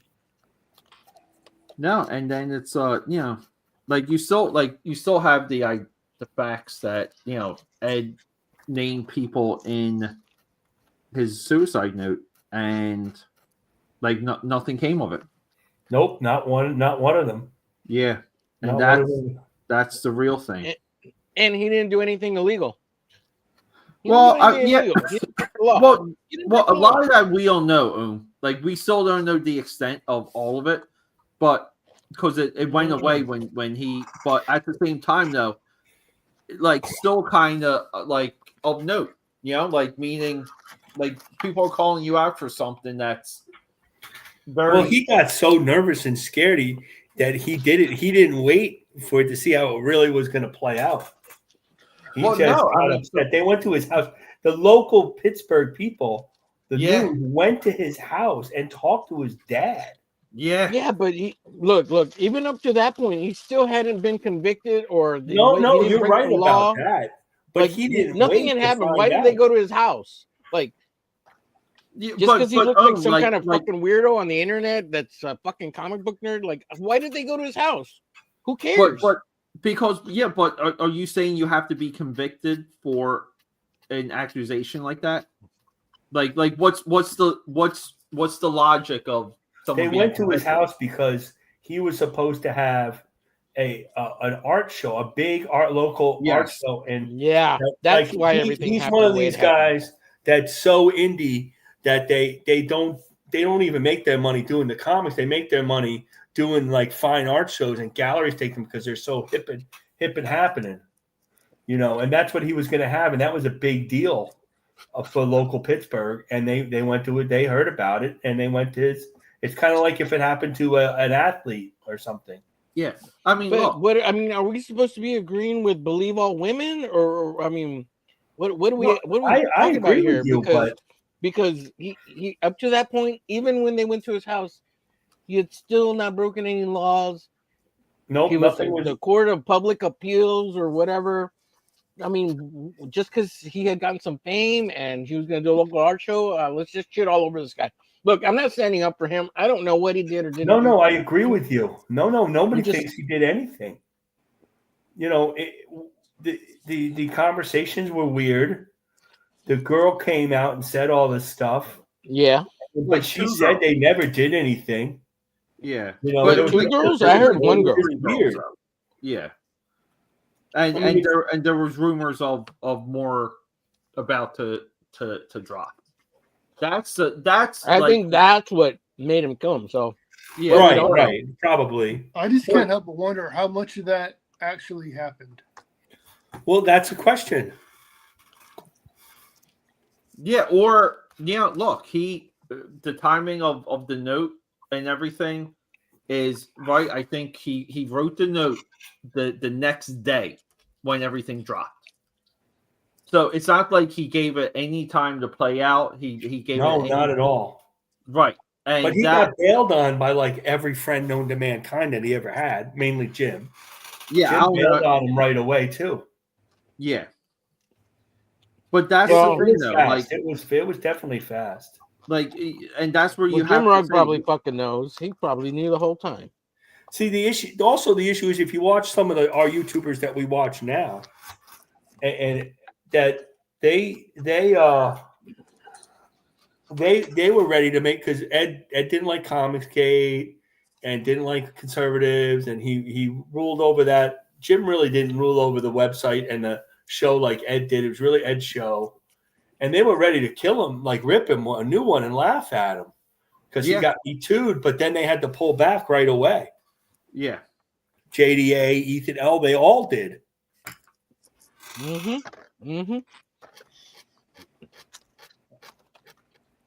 Yeah, I remember the day it happened. I mean, like everything leading up to it, like Ethan's show, ripping on him as soon as the news came out, and then immediately within a day or two, like, oh my God, he died.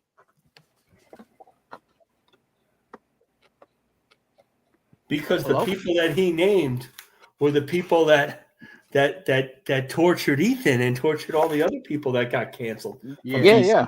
Marvel. Yeah. Yeah, he knew they were all going to come after him. Yeah. And those were supposed to be people that are on Ed's side. That was Ed's side. Yeah. Right. You know, although he wasn't that active, that was still his side. Yeah, all the blue-haired whales. Yeah, those were his, the people he, like 1,000%. But it's like, like you have to take the position that when you message someone, like, you know what you're doing. Like, anytime you message someone on any social media app, you know what you're doing. Like, and I think like some of that stuff is what, like, you cannot run away from that. Hey, Omer. Yeah. Delete all my messages. Thanks, though. Yeah, there you go. Right. I want them. Can I keep all the pictures, Marcus? Oh yeah. Keep the pictures. That's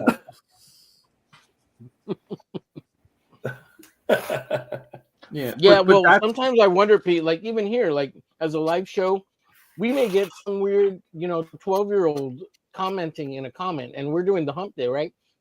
And it starts at 9 o'clock, 10 o'clock, everywhere else, 8 o'clock Eastern. So, I mean, it's kind of like past a 12-year-old's bedtime, right? In my opinion, it's summertime now. So, like, we could have weirdo kids watching that say stuff, and they could say inappropriate things. And I mean, like, how do we? Well, like, if anybody wanted to attack you, they would just flood your chat. They could do it in 10 minutes. Absolutely. Like they could do it, and this is a terms of service technique that big accounts do it and small accounts do it. Like you have to be protective of yourself when you're online and you put yourself out there. Like and if you're showing your face, people know where you work, and people know what you do for work. People know who you are friendly with. Like, all of that is up for grabs. Your family, your spouse, your kids. Yeah, man. You leave my family out of it, unless just leave my family out of it. I'm not going to sit here to threaten people, but you don't have any right to go after somebody's family just because you interact with them online.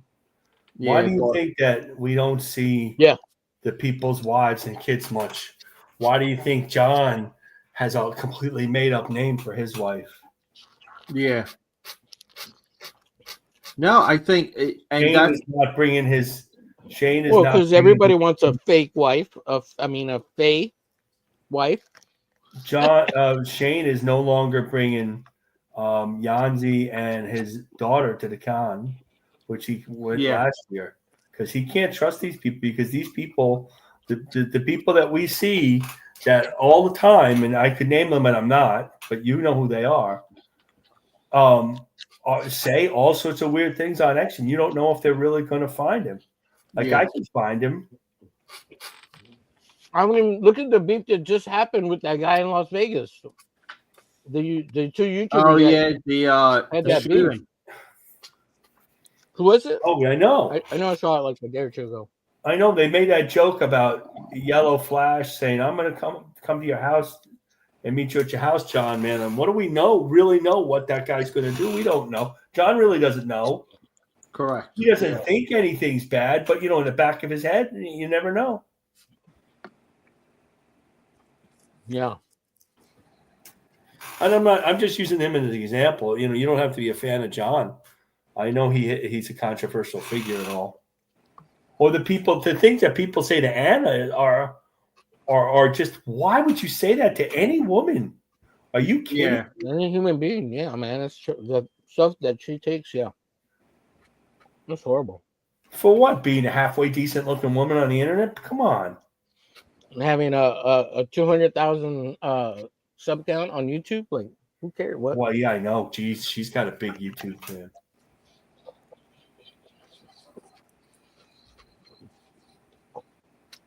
Yeah, I remember being subscribed to Anna's channel when she had like 12,000. Oh yeah. And then like the thing with her sister happened, and her, I mean, unfortunately, that did help her channel blow up. But well, I think she would. Yeah. Yeah, she would trade but that she shit. A lot of crap for her sister. These people said nasty things about. Yeah, her. horrible And things. And they're still on. They're still on internet. They're the same ones they're conspiring with all the other anti-Ripper guys or whatever the hell they are. I don't care. That has nothing to do with. By the way, has nothing to do with Eric July. Although he could maybe say something to kind of put a stop to some of those guys. Hey Don, he said John. He was referring to Mr. Malone. Malone. Not Edwards. I didn't see that. You didn't do anything, Don. But I'm convinced a lot of these weirdos online behave the way they do because there's no repercussions for their behavior from behind their keyboards. How many of them would actually act that way to your face, though? If Don is still here, why don't I show this before I go to? I have to go to bed. I mean, big and at you. Okay. Oh man, that looks great. Oh, here you go. Yeah, man, that looks. I'm not done yet. You did a good job. Very cool. So I didn't finish yet, obviously. So we'll see. Looks good, dude. Oh, thanks. I you know what? It's a mix of microns, a real brush, like the real brush. You want to show us? For the outside, really juicy lines, and then one of these little Sakura pens for like some of these other things that I always want to do with this that I can't get done. Mm-hmm. Right on. Sakura. Yeah, I buy them. I have another two of them. They're different sizes. I don't really use that much, but I think I have a pack of them here. I never even cracked it open yet. Well, I bought the single one. It dried out. It didn't work out too well. So there's a pack that's like $8, and it comes with this is the small one, fine, and the medium and a thicker one, and it comes with a gray pen that I don't intend ever to use. But it's only $8, Yeah, I never used that gray pen either. But that's the best one. That's the best version of this because there's a bunch of different versions of this. It's basically a sign pen.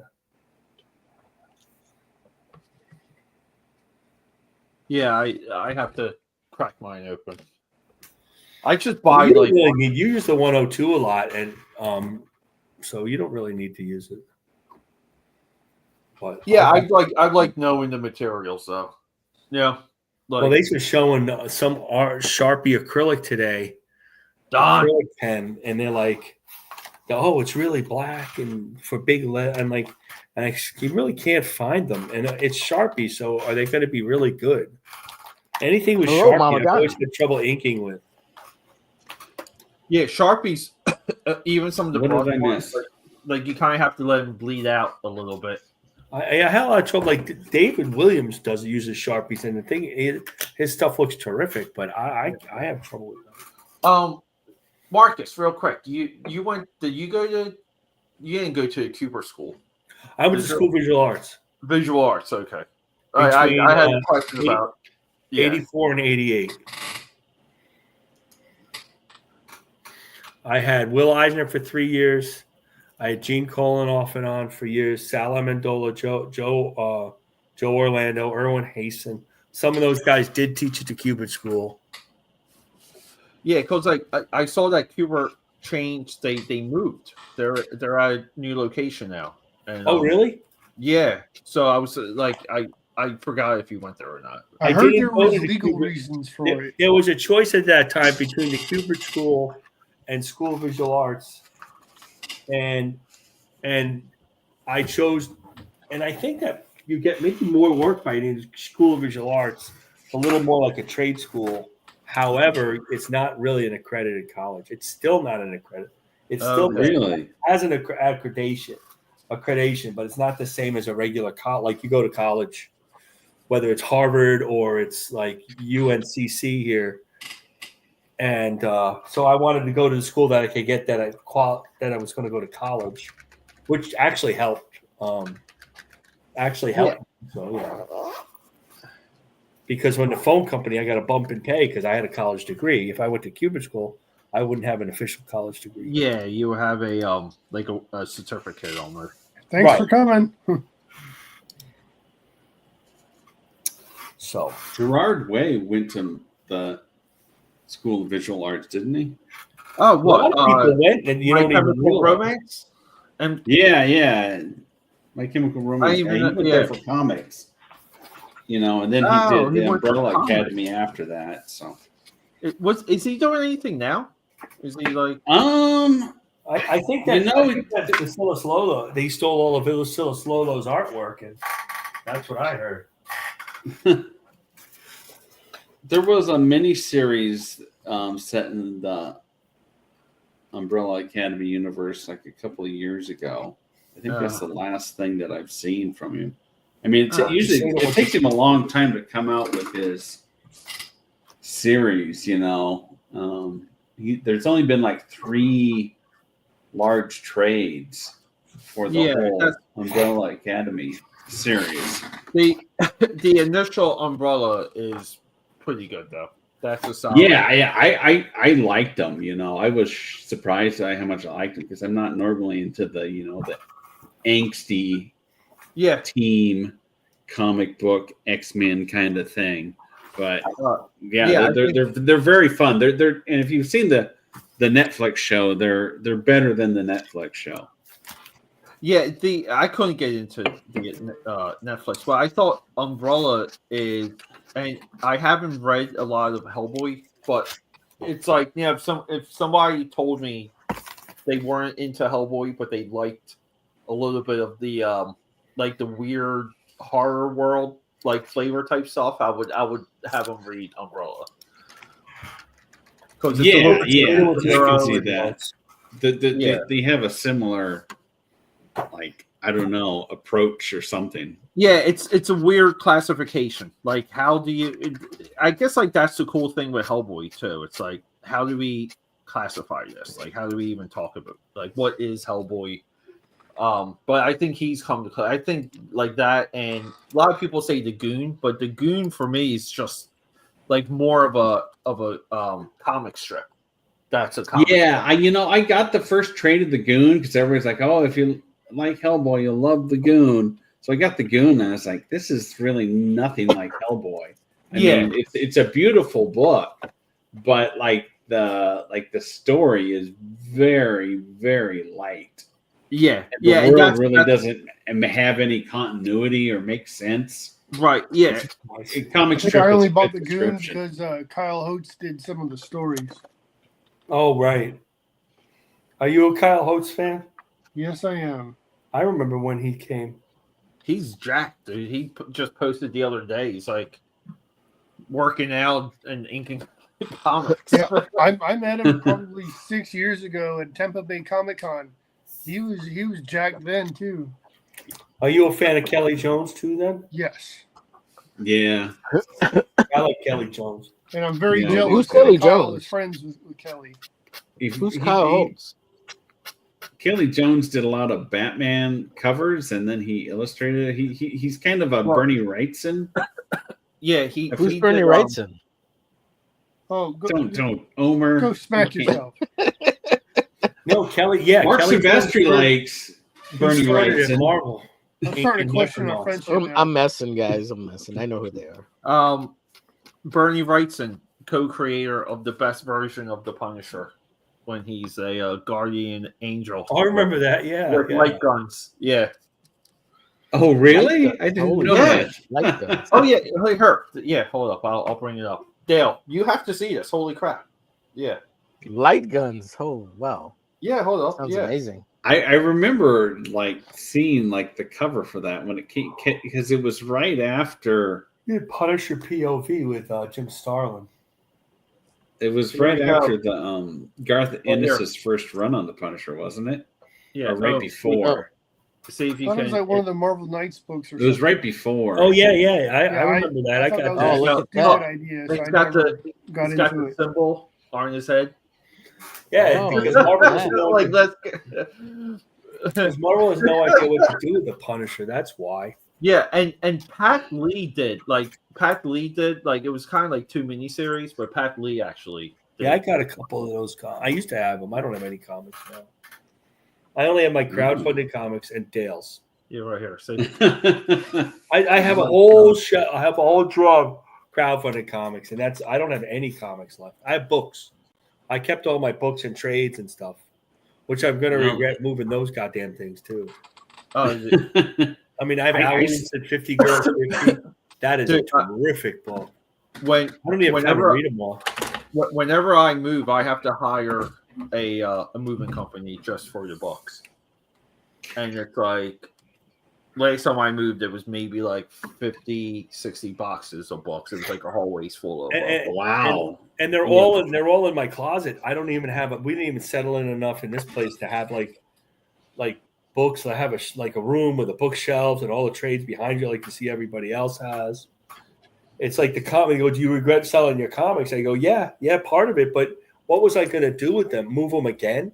Yeah. For a large part of the time when I was up in Westchester County in New York, they were in my mother-in-law before we had our own house. They were in my mother-in-law's basement. For God's sake, I never had access to them. Oh, yeah. If you don't have the space where you can, and then we moved them here. We moved them here, and I have 10 years out of order. I mean, I have the comics, and I wasn't buying them, and I couldn't see moving them. I mean, we needed the money. We might as well sell them because if we move out of the house, which we ended up doing, what are we going to pay another rent for a storage? Yeah. I mean, John did that. John's Longbox, John, and I understand that, but it just doesn't make any sense. Not when you have kids and you're paying to play Little League and football and just generally have kids, Yeah. Well, it's also too like if they're not organized, like it's hard to keep that many comics if they're not like I would say they were. I used to keep them in great organization, but life got in the way. Yeah. And then and so what I did do, because I did have everything labeled and stuff, and I was going to put them all organized when I moved here to Charlotte. I started doing it. I took all the really good ones and sold them on eBay. So I made as much money on eBay as I did selling them. Like the Thor movie was just coming out, and I'm selling these comics, and Thor's are only $1. That never raised it up, but Rocket Raccoon was way up there. Yeah. So that type of thing. And now in retrospect, other comics, now the prices of comics are ridiculous. I can't even imagine. You go to cons and you're like, this piece of crap comic is $7. You got to be kidding me. Dude, I say that to myself all the time. I couldn't believe it. Like, why don't you buy them back? I'm like, you've got to be kidding me. Yeah. You can't do it. And I don't even need, it's not Aaron. I don't need to have them in great shape, just good reading shape, Yeah. Well, it's not like they cannot go up in value or appreciate in value, but when it's almost like the YouTube effect where people got obsessed with like every possible like type of key issue where everything became a key, and then you're almost just like, like a key issue is like the first appearance of Punisher. That's a key issue, but then it'll be like the first appearance of the Punisher's cousin, key issue. And it's like, no, that's not a key issue. Well, it doesn't help when you have these really big YouTubers saying, look at all these comics I just bought. Look, guys, this is a great comic. Look, you should go get it too. Just go find it on eBay and Amazon. I already picked them all up. And that's Pete. Because I remember he did it. That's Pete. I had the first appearance of the Punisher. I had the Death of Gwen Stacy. I had all those Spider-Man comics, and I think I had them originally too. And I remember when the Punisher went up in price, like when it became it became big and he went way up in price. Yeah. And then it leveled out. And then when the Punisher wasn't so popular, it was still a popular book, but it dropped. Or even the first Wolverine. All of a sudden that book is like, oh, I got this at $9.6 for $100,000. Are you kidding me? Yeah, it's almost like first appearance of Punisher should be 300 max. If you want to say Wolverine is Even 500 then. or 600, And you like right, because it's double. And you watch some of these guys that are collectors, and we watch some of them. Some of the artists are like collectors, and you're like, I got this for a good price. I go, and this was like, and this price $75, and to me, it's like a $3 comic. Yeah, but it's 9.6 and it's slabbed. I'm like, it used to be, good, very good, fine, near. Yeah, near exactly. mint. And if you were going to get a very good and near mint, that was great for reading a few times. Yeah, and you didn't need the mint. The mint, you could see the prices go up, and you knew the mint was going to be the most. But the CGC brought everything up so high. Yeah, I think it's an inflated value. I think it's when people are like, agreed. Like this is the only 9.8 on the census, and it's like, what the fuck is that? What census? What the hell? The fuck is this? I mean, they still have dollar boxes, and you get all your Image comics. Yeah. You really do. I mean, not all. You don't of them, find back issues of the Hulk or Batman in the dollar bins. It's always not anymore. It's always not anymore. You used to be able to get them. Like there'd be that run that's no good. Batman in the 70s was really bad after Neil Adams stopped doing this style. Like, when I was Ernie Chan did Batman. I mean, those comics are not that great. yeah. Some of the pre-crisis stuff is. There's a few high points, but they're mostly not great. Well, that's a little bit of what I was trying to explain to people today on Twitter, where it's like pre-crisis DC is not a pretty picture. It's just, and they almost like went under because of it. Like they were not making collectively a good product. No. And then I'm listening to Chuck. I'm listening to Chuck Dixon, and he's telling me that the 70s comics are awful, and they were all written so badly. And I'm thinking that means he doesn't like Roy Thomas, Steve Englehart, Len Wein, Don McGregor. These are all the guys, and it's very florid writing and too much writing. But they really did, Jim Starlin, they really did push comics past being for 12-year-olds. And I'm thinking, so he didn't like Warlock, he didn't like Captain Marvel, he didn't like X-Men with John Byrne and Chris Claremont. I mean, like, he's very particular in his taste. I'm like, you're John Longbox, you're not Chuck Dixon. Yeah. No. If you listen to him long enough, you realize he's like extremely picky about his comics. He doesn't like Johnny Quest. No, he doesn't like Johnny Quest. To him, I'm like, he's really picky. I thought Graham was picky. I think he's worse. But he really is. The weird thing, he likes a lot more European comics than he does the U.S. Him and Mike Baron are similar. They like comics with no words. Like, I'm the invisible writer, so I want to try to write this like I'm John D. McDonald or Elmer Leonard. And comic writers traditionally didn't do that. They wrote him. What happened to my thing? Oh, there we go. I don't know. You got so it's kind of interesting, and I like a lot of Chuck's comics. Oh, me too. He's probably my. What's going on here? I like a lot of Chuck's comics, but he's written a lot of comics. Writer. I mean, and maybe more than anybody ever. But they always call him legendary. I mean, I think about it, is he legendary? I read his books. I read his books, so it's not like I don't like them, but I do wonder. Like all the 70s comics were like, I enjoyed like all those. I grew up in the 70s. I'm younger than he is. See, that's the thing is he was 10 years older than you. And so I liked all those. What do you think about all those comics? So he probably feels about. I'm going to be 60 in October. I think he's like 65 or 66, isn't he? I think he's 69 or 70 now. Wow.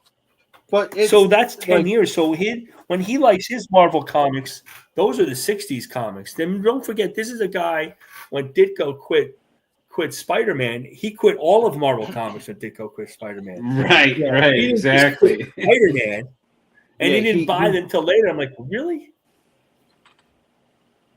Yeah, because like when people talk about comics becoming mature, they always leave out the Warlock by Jim Starlin.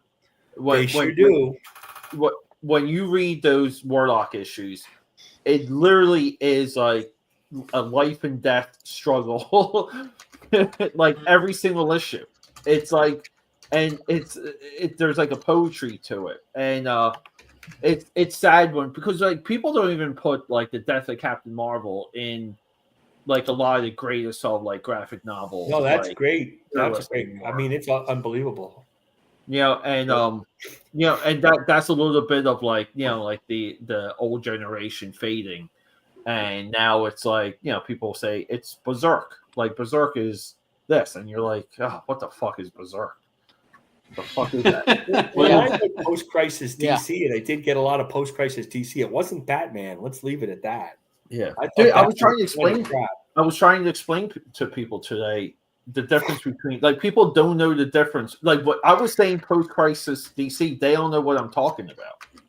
Or pre-crisis. I bought the trifold Batmans, and then I sold them. Like that was the first comic, and I loved those. But I didn't pick Batman back up. I thought the best Batman book in the 90s was Batman Adventures. I thought the rest of it was just like, who's this John Paul? Why is Batman doing this? Who's Bane? Well, I didn't pick any of those comics. I read them since a lot of those books. The Batman to me was always Nightfall. It was always some long crossover that wasn't really organized, whereas the Superman crossovers, they had the triangles, and you could buy. The triangle era. Everybody loved the triangles. Yeah, the triangle will tell you what number you were in that because you would get like a new installment every week. And they were playing off of all of Byrne's ideas that he had when he left, and it was Stern and Jerry Ordway and and Louis Simonson, and I didn't really think the Batman were really worth anything. Well, it's stuck. So you tell me. But DC went through. Like DC in the 90s broke down every single character. They broke down Wonder Woman. They broke down Batman. They sure did. Yeah, they did. Yeah. They broke them down. They broke them all down. But then in the 2000s, they really came back though. Well, DC breaks down their characters every 5 years now. Marvel never really did that. No. Yeah. DC does it every blink of an eye now. Every year they have 5 reboot number 1. DC, the company word of the day crossovers, and then they reboot it. In Chuck's world, the Bob Layton Iron Mans are no good. I mean, I just reread those. Those are awesome. The Jesus Christ. Oh yeah, Bob Layton. Boy, that really set you off, Marcus, didn't it? I was like John Byrne and Chris Claremont, Dave Cockrum, X-Men started in 1975. So what is he talking about? Now they're overwritten. He's never liked X-Men. Take a long time to write, and they are overwritten, but they're not bad. Yeah,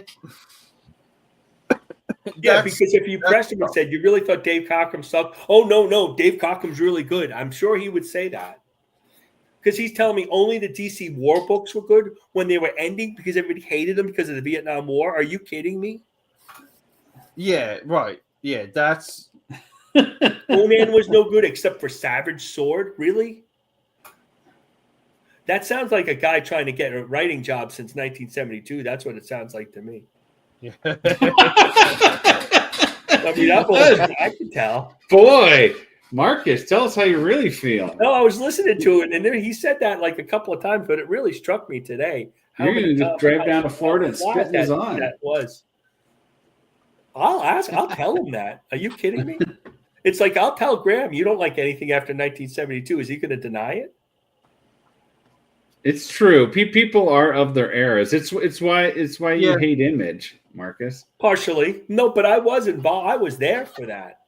And I knew. I was teaching kids how to draw, and they loved Image, and they wanted to draw like that, and they were coming to me to learn how to draw. Yeah. So I could appreciate that. It doesn't mean I didn't have money to buy all the comics. Like I was going to buy the DC and Marvel comics I collected. I didn't have the extra money to really get into the collecting of the Image. And then you didn't see the books all the time. But I got all the first issues and all that, Yeah, but it's when it comes to the Image stuff, like it goes down, like I do a lot of Image. But it's not like my position is always these books are better than what they were reported to be. But in no way might be true. But in no way does Image like build on the generation before, even when they have guys like Gerber writing, they have guys like Walter Simonson like on their books. Like it's like the Image era is it was an unsustainable arc. It was but so many people putting out so many different comics because of them. I mean, we crowdfund because of Image. Yeah.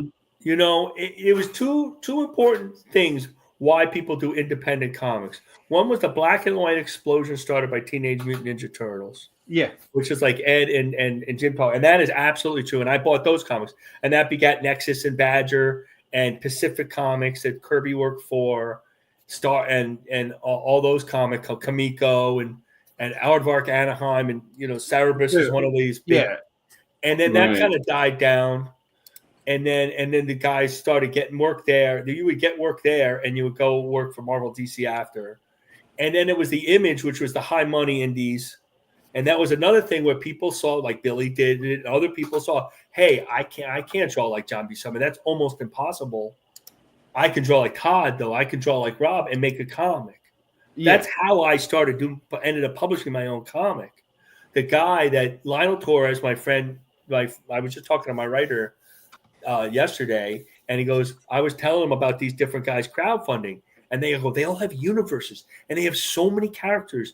And so just like Lionel Torres had 32 characters and called it Andromeda.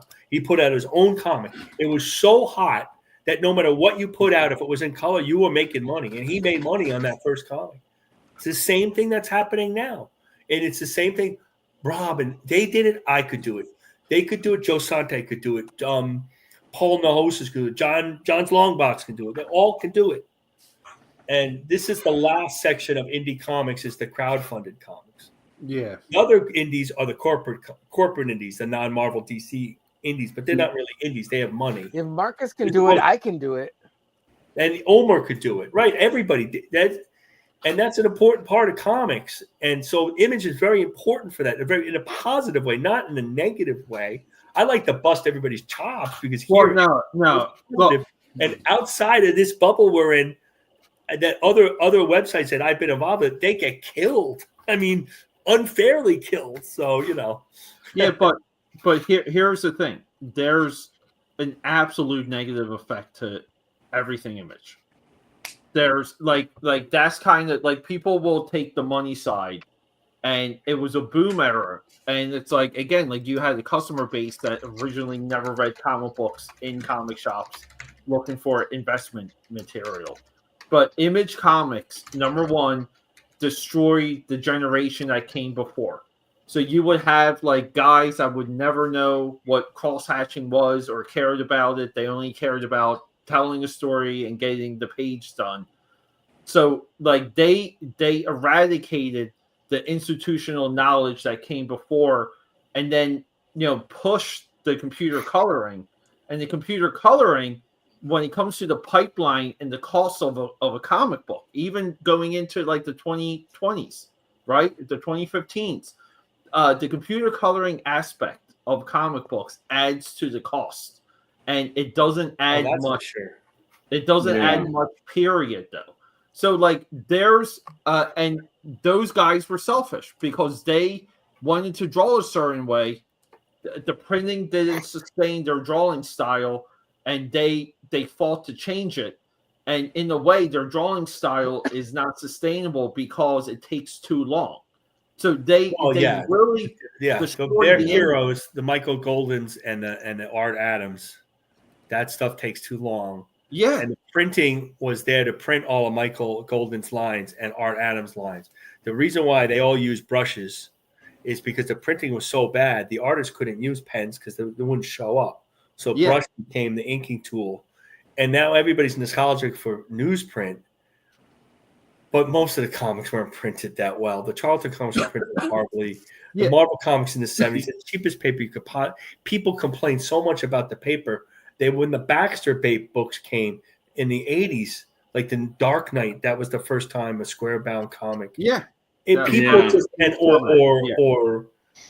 the Baxter reprints, and I could finally see all the lines. I could see all the people loved it. Now we're like, oh my god, I hate it because the computer coloring overcolors it, and they want to go back to the newsprint for nostalgia purposes. We'll see how that goes. Yeah, I don't know. I just like like Don people. says, Marcus, why aren't you this animated on the studio? And Dale says, because you keep him down, Don. Also, I'm not drawing right now. I stopped inking, and at some point, the That's studio will start concentrating on drawing all those comics, right? Yeah, and that's And because it's easier to ink than pencil and stuff. Yeah, it's because And we don't talk about this talking with dumb me. stuff. Yeah, We're much rougher, on the studio. Yeah, you're more stabbing each other than stabbing. Yeah, we're not really talking about like people. No, dude, like you guys are mean in the studio. It's just tough love. They are. Well, Don's the one that sets the tone. I kind of. Yeah. Don is. I mean, I kind of like there could be more Don just discussions reads like his this, latest tweets. but it's like who has these discussions? Like in a quiet 2 a.m. stream, John and Shane will talk about this stuff, but nobody will know it because, they'll take the stream down and they'll take it down because it's not the most exciting stream. But they do. Shane particularly wants to talk about stuff like this, and every once in a while they do it. But that's not what gains all the followers and the watchers. No. But like I'd rather have. Hey, look, if this little 16-year-old kid could do this, I mean, everybody can do it. I mean, well, 16 years old, Yeah, and I didn't say it was good, but like in crowdfunding, it looks good.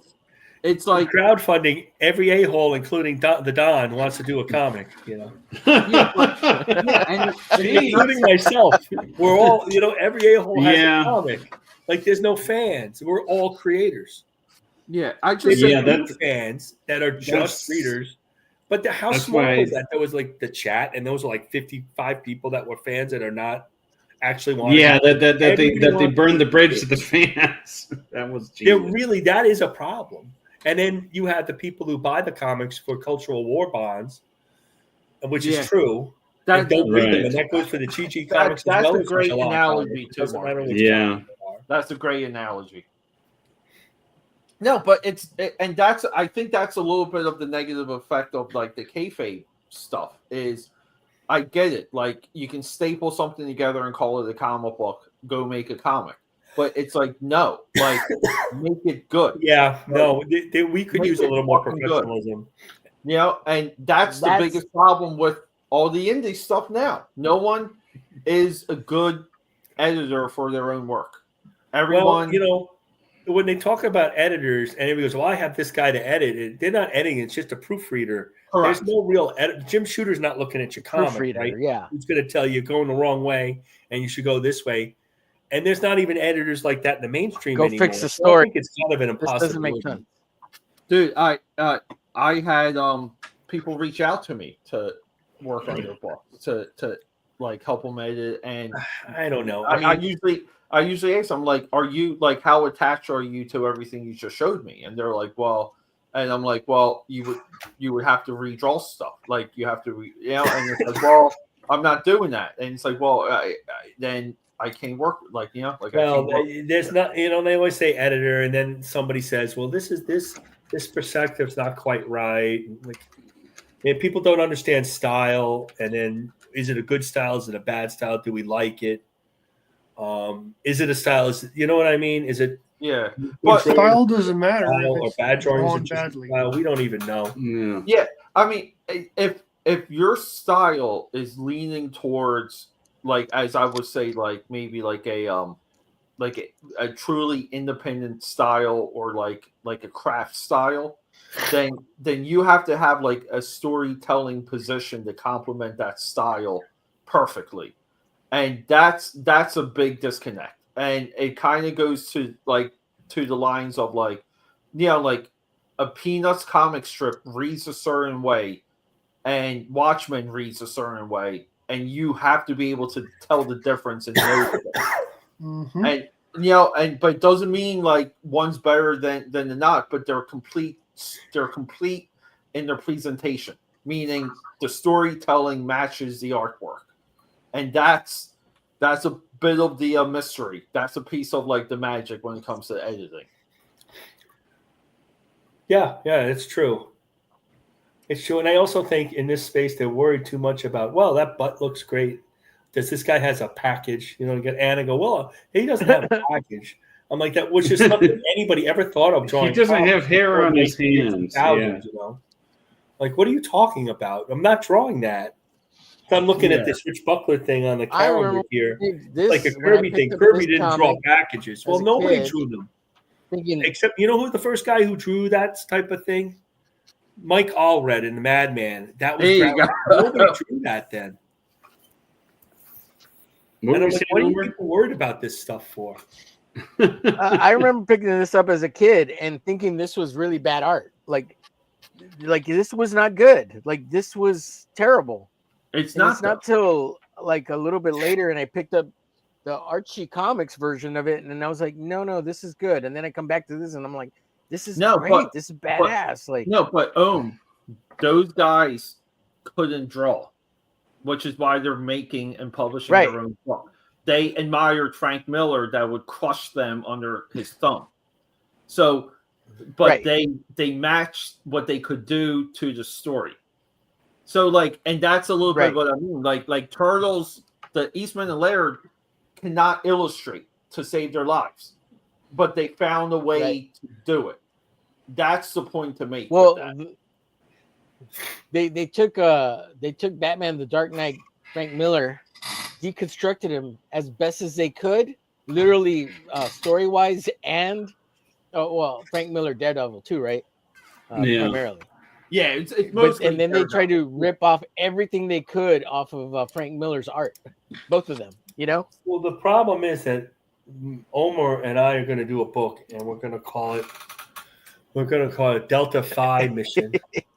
Delta Phi Mission. It's going to be about. That's right. It's going to be they live in a fraternity house. Omega Mission killer. You better have a good editor. Delta Phi, because that's the Marcus, we're gonna call it White Badge. The deaf frat guy is in the Delta Phi, and nobody ever graduates. They're gonna have these awesome powers. Marcus, we're gonna call it. That's actually not a bad idea. A bunch of guys. Marcus, did you hear me? We're gonna call it White Badge. Yeah, White Badge. That's right. They're good guys. Oh yeah, that sounds great. Yeah. No, you're gonna use some of your Spanish. We're gonna call it Negra Badge. You know, like we'll use some Spanish words in that case. You know, I want to make you feel comfortable. Blanca. So, Marcus, when are you starting Captain Courage? I've talked to my guy. I have to finish. He just said, "Hey, do you have any? How's it going on the Mythic Americas? Eskimo drawings that I'm doing," and the guy, I haven't done anything because he didn't really finish the script. And I started doing a John's Long Box, which this thing is not going to be done for color. Yeah, I'm just not ready for this. He's going to take a year. It's going to be next year. I don't have to be drawing it like a crazy. How many pages is that? It's like 6. The public eye? I have like 8. I have a 2-page story and a 6-page story. But he's not going to be. Oh, that'll be in Heroic Tales 4 or 5. Well, he's on Heroic Tales 2, and he's going to put Patriarch 1 before Heroic Tales 3. So how long do I have? Like, nobody gives me a deadline, so I don't know when anything gets done. So then I get tired. Dale, this is not this. I don't know how this is true. I did not call. Well, we're gonna be filling holes, Don. Just so you know, we're gonna fill your hole, Don. Yeah, the Fill Your Hole show with Omer and Don, where they reinvent cartoonist kayfabe. You know, maybe you guys ought to do that. Yeah. No, but you can't. No, Dale and I. What do you mean, Dale? Like. We're gonna fill that kayfabe hole. They keep saying Kelsey's Sasquatch because we see Kelsey, but we never seen Duck. Maybe he's really Sasquatch. Maybe. I thought you were beefing with Duck because he was arrogant or something like that. He is arrogant. I don't know. He's a little. I don't know. The green. He's okay. I'm not beefing with him. I never really beef with Duck. He doesn't. I don't know what he does during the stream. Like, this is what he showed us, like a head, and then like Friday he's going to come out with this. Hey, this is Don's character. It's going to be the greatest picture of Don's character. That Don's going to quit his comic book because Duck's drawing is going to be so good. And we're like, where did this come from? And it's going to get thousands of likes. And I can't get more likes than my goddamn romance covers. It's true. They get like 50 likes a day. I've never. Are you verified, Marcus? That's I'm No, I'm not verified. I know that. I'm only kidding around. I do am okay. I'm verified. not I still verified. can't get people to acknowledge I post half the time. If I was selling something, I'd be verified, but I'm not selling anything. You know. So, but if I say this, sometimes if I say this stuff on the studio, I feel like the other guys get mad at me, so I don't. I think there's People a little were like sensitive Homer on the can studio? take it, and James can't take it, Don can take it, but I don't think Duck can take it. You know. Marcus makes me laugh on the studio all the time, man. I don't know. Marcus has a way of great. saying things. He could just say the most awful things about you and your mother and stuff. And you'd be like, okay. I don't understand. Don can take it. Don is pretty good. He can take it. He really can. But you know, it's hard. That's a tough stream. I mean, you're concentrating on getting a character right, and it's a long stream. You know. Yeah, it is. And you finished something in 3 hours. That's fast. And like the other guys finish the same drawing in 2. And I'm like, wow, 2 hours. They got all that in. Yeah. Yeah. Well, don't they usually go like 3 hours super though? Fast. Well, so the Graybeards do, yeah. but they cut up and it's because they. Let's put it this way: Aaron is on CG Kings, and they're doing a draw stream, and it's supposed to be 2.5 hours. He does 2 drawings. When they're bothering him and he's got to run the stream, it's 1 drawing. They know he's super fast. Read this, Marcus. At the end of every stream, I'm crying so much pain. Well, yeah, sure. That makes sense. It sounds like lies to me. Lies. It's just trying to keep you alive, Don. That's all our goal is. I mean, nothing. Nobody. Thank God we don't have thousands of people. I get in trouble for all this.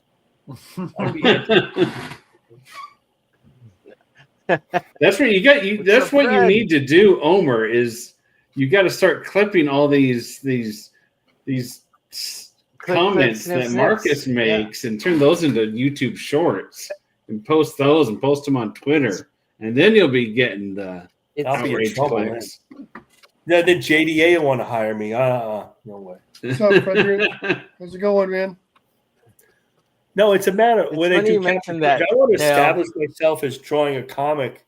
I haven't really figured out if I have enough time to do like a 64-page comic, and that's a lot of pages. I don't do that. Yeah, that long. It'll take a while. Try Rattell, and I'm going to start watercoloring this one, Frederick. I'm going to hire somebody to ink it. If Fred says awesome work, Peter. Yeah, hire Gary Martin to ink it. I'm hiring Dale A to letter it, though. I'm not letting my writer. He's not letting a goddamn thing. My comic book is lettered better. Our comic's lettered better. I don't know what the heck happened to him. I don't know. That looks great, John. Looks good. Oh, wow. John's over here actually doing work. John's always all just mouthing off. He's got his USA Assassin drawn. I'm actually finished with my comic, and I've been working on lettering, so I did a sketch of Bane tonight. I think there's a dearth. I think lettering. I can show you, but it's blurry. I can show it to you, but it's going to be blurry because of my stupid camera. Oh, a physical piece. Holy shit. Yeah, wow. Physical. Yeah, pen and paper. Oh, look how that looks blurry great, it is, dude.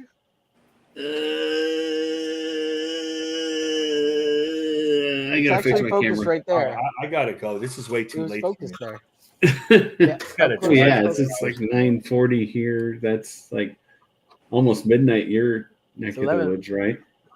It's almost 1 o'clock in the morning. Almost 1 o'clock in the morning. Omer, what are you doing to poor Marcus? He's got to get up and drive 7 hours. That's true. Only 4 hours. Oh, okay. I'll stay. I don't keep him here on purpose. More, Marcus, you can't leave yet. 4 more hours. Well, yeah, you guys work at is replacing like 10,000 access points in buildings. Well, I wish it was that many. It's only one. They're like, how come you drive so much and you work so little? Dude, I said, well, that's my job. I What do just you had to think? get What do you think I've been doing for 6 years? Yeah, I just had to get an access point online right before I came on, so I could run updates on it. And I work do all on the it. physical troubleshooting on them, and this one will be dead, and we'll order another one. I'll come next week. And they go, we should get contractors up in Greenville, North Carolina. I go, well, if that's the case, I might as well look for another job. I won't have enough work. All my places are pretty quiet. I lost a lot of properties that were troublemakers. Yeah, You know, well, dude, yeah, keep you I'm working. dealing. We're dealing now. This nursing home that we took over the contract. We don't have passwords for the firewall. Oh So, no, that's not good. We were like just letting everything go, but we set up access points that we could control, and then like the access points just start failing like one after the What other. kind? HP. They're the HP. Yeah, I forget the we use Edge Core and Ruckus mainly. Yeah, I think it's Core. Yeah, I don't even know they what can be these new ones sticky. are, Yeah. man. Hey guys, And, you know why I don't worry about Marcus's driving, because once he gets to the place where he works at, he goes into the little IT closet and he takes a nap because nobody knows what he's actually doing. He sits there, Sits naps behind about the an server hour, rack and- then he wakes up and he's like, "Oh, I fixed the internet router, guys."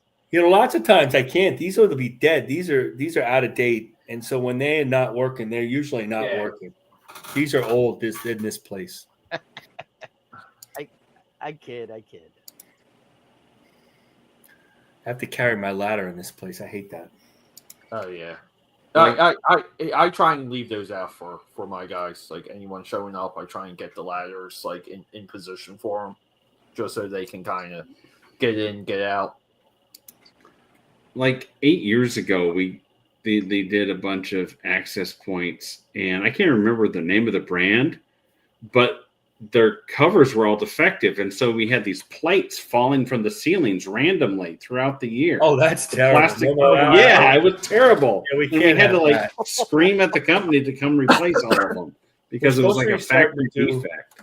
Apartment buildings, but I don't want to do residential apartment. Access is going to be a problem, and then the offices don't want to hear it, but it's really on them. Not like you order your own internet, but this place is.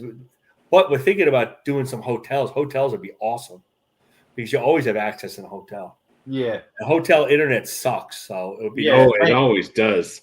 It always does. But not if we take it over. It'll be awesome. Yeah, and like usually like floor to floor, you have like switch hubs almost with hotels and apartment buildings, meaning like there's not a lot of crossover connections. So you can They used to put everybody on one big network, and then they realized that it was a big. They'll have a big switch. Yeah, like a D-Link or something, 48. But lately, we've been putting in these TP links where everybody gets their own mini switch in each unit. Yeah, I've been run to each unit. That's going to be as much as possible. The problem we're having now is a lot of these APs are PoE. And the technology, so we're like separately powering the PoE because the switch doesn't put out PoE. Oh, you got to get the switch. It's got to put out PoE. Yeah. Yeah, and it's like motherfucker because like it becomes. Yeah, I know. We have PoE. No, we use lots of times. We have two separate ones: one for wire, one for PoE, and the PoE goes over the brown white. The cool thing is, I convinced some with this new site to go PoE everywhere because I'm just like, dude, like eventually like we're gonna be able to like plug things into PoE like lamps and lights and monitors and like we should like have like 4 ports per office instead of like 1 or 2. Well, the issue is that I find in the colleges is that people don't use wired unless they're gaming. Yeah. I mean, everything else is Wi-Fi. Yeah. And so like that's only like 25 or 30% of the people. So there's like data, like I'll be called to fix the data jacks, and that's good, easy work. And I don't get the calls because people don't use it. I'm sure there's data jacks that don't work, that nobody's using. Or mini switches. We have them, the mini switches, dumb switches, that they're plugged into, and I'm sure they're dead, but nobody uses it, so it doesn't matter.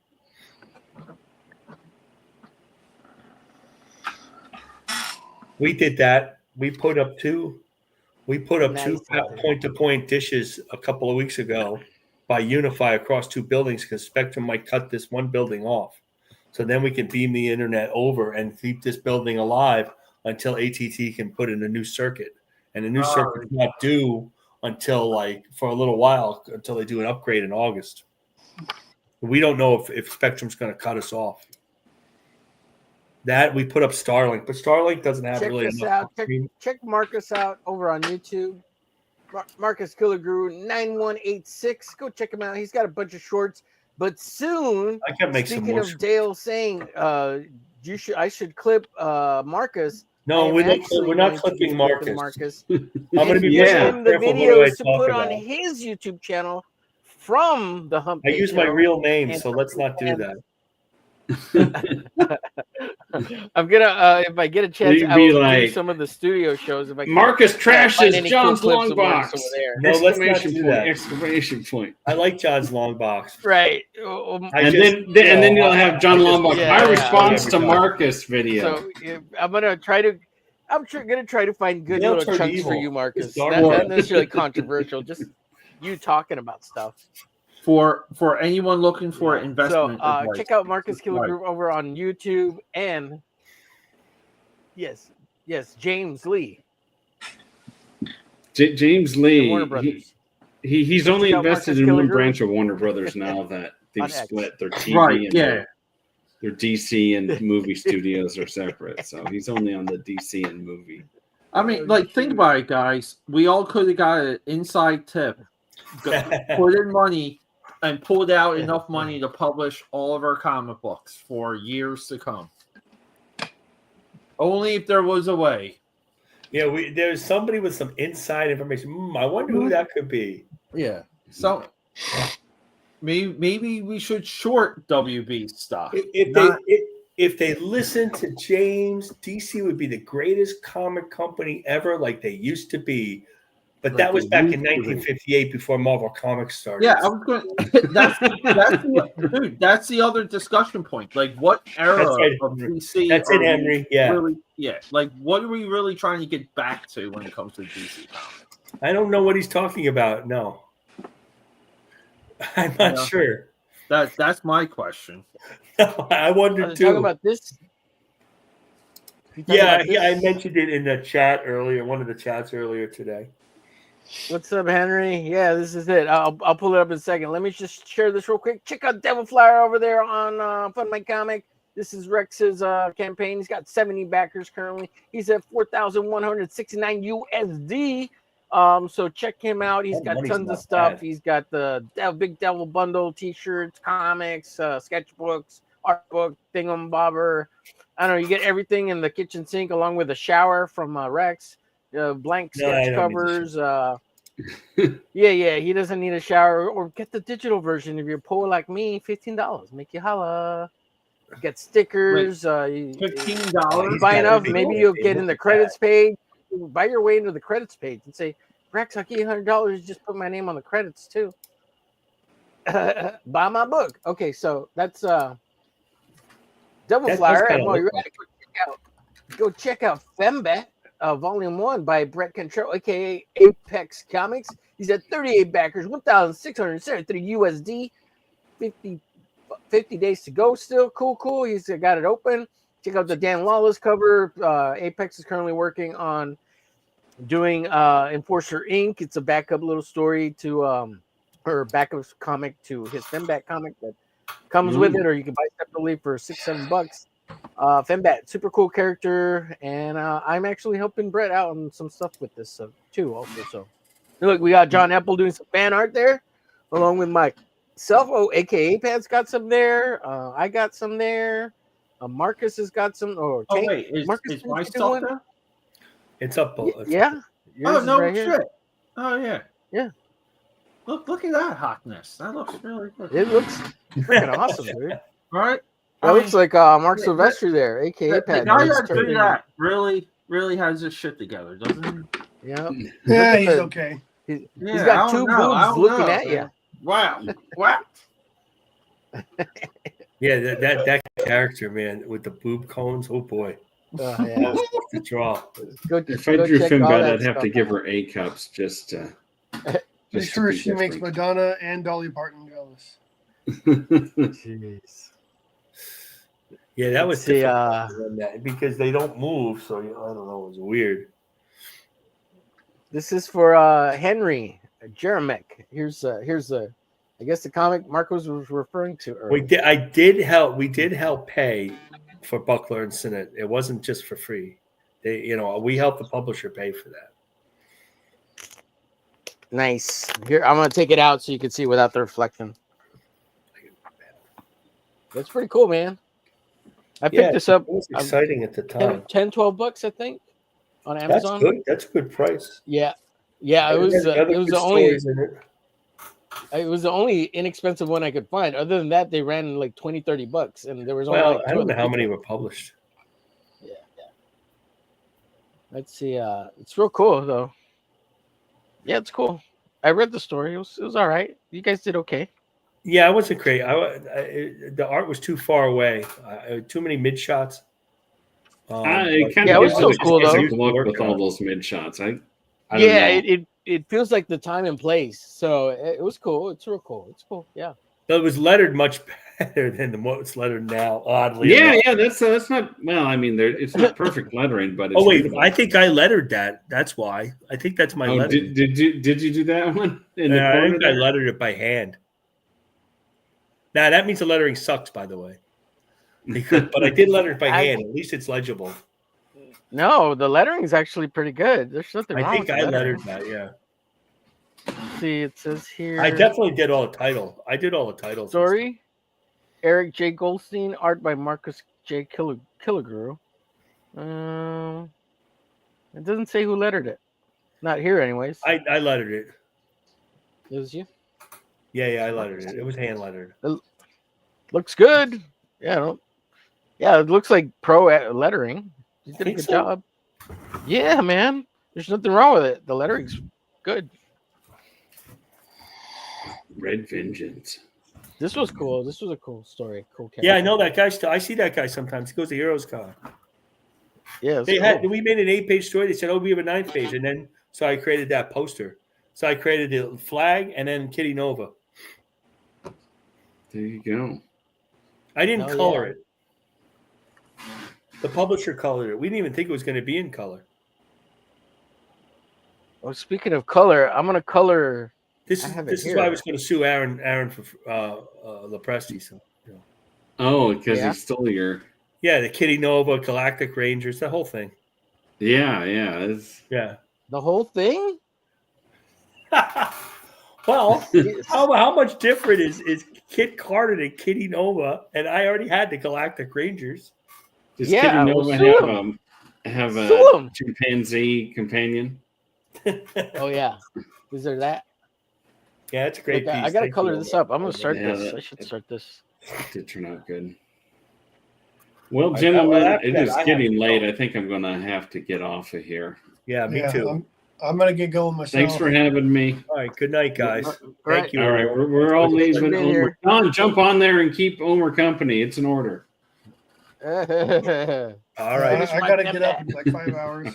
Yeah, me too. All right, get your sleep, ladies. Thank you. Get your sexy sleep on. All right, stay talk to beautiful. you guys later. See you guys. All right, later. See you, John. Bye. See you, Marcus. See you, Dale. And that's it. That's it. It's over. So that's it. We're done. That's it. Wrap it up. Okay. Wrap it up. I'll take it. Here, I'll show you something. Okay, how do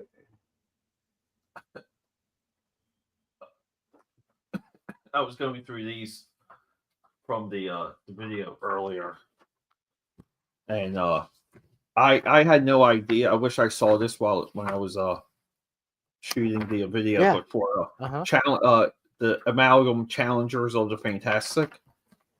Dude, there's Dr. Doomsday. Oh, Isn't that wow. isn't that the That wildest is thing? nuts. Like, dude, it's so fucking. And he steals the powers from the Silver Surfer, but it's a Silver Racer. So, and the other cool thing I forgot in these, they have fake letter sections. So people like they make it seem like there's previous issues and stuff that they write about. Right. But all the letter sections are fake. But dude, like some of the like the mashup villains are like the coolest parts of like these books. Like what was the Captain America, the Superman one, which is like here. It's like Red Skull Lex Luthor. Red Skull Lex Luthor. Holy cow, that looks crazy. Dude, it's like the funniest fuck. It's like it's and it's like they connected the Hydra too, which is kind of cool. Yeah.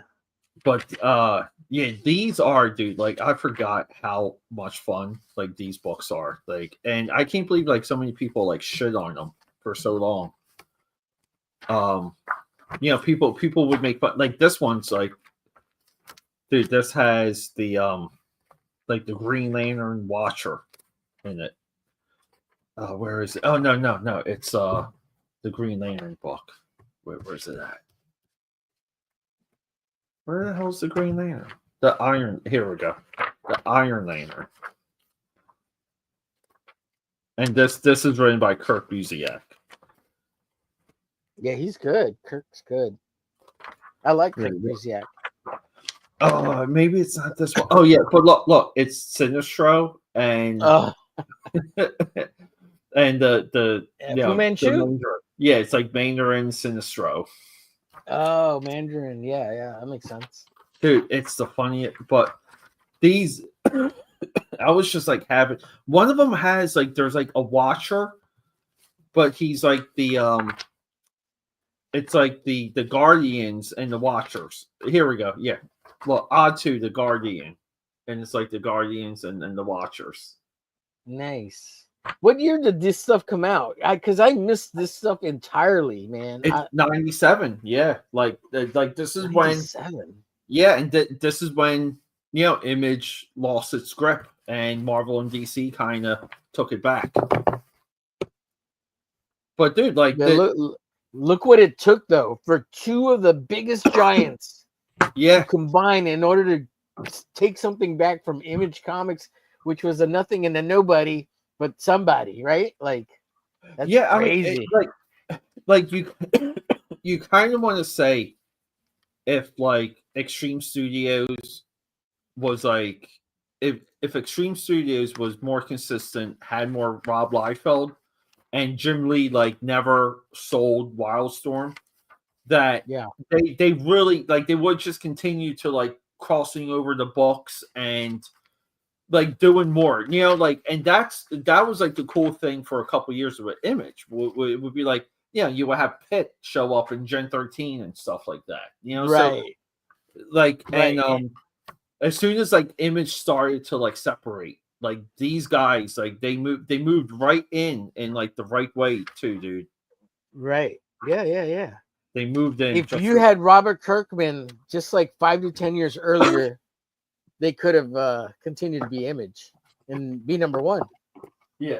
Because, I mean, Kirkman does Image United, right? Which is basically this. Yeah. This here. This is upcoming. This is an upcoming video. What is this? Yeah. So here, like, let me get it close. Like, what does this look Neon like? Flux? Yeah. But look at some of the look at like this stuff. Like, who does that look like? It looks like Lobo. Lobo, but the Trencher, right? Doesn't this look like Trencher? This, yeah. This is almost like the line Trencher style in Trencher. Yeah. Right. So, I'm trying just to a like little map slicker. out. I'm trying just to map out. Slicker. Yeah. It's a little bit more like separated. Like there's more negative space. Like Trencher is kind of drawn like corner to corner, like with the detail and the coloring. This is a little bit more wide open. Well, it's got spotted blacks, which Trencher has very little of, and so does what's his name? Style has very little spotted blacks. Yeah, it's almost like Trencher's like no black at all. You know, Right. and It's just a contour lining. I'm trying to map this. This also came out in '97, and I'm trying to That's map Eric out Conte? like what's that? That's Eric Conte? Yeah. Yeah. Holy And shit. so like so like I've been chipping away at this to really dissect if there is like a correlation between this and Trencher. Like if there's just anything out there that connects the two. Because I want to say one or the other is a commentary on the other. Like, you know, like someone saw this and Trencher came, or Trencher came and like, you know, like the two of them play off of each other.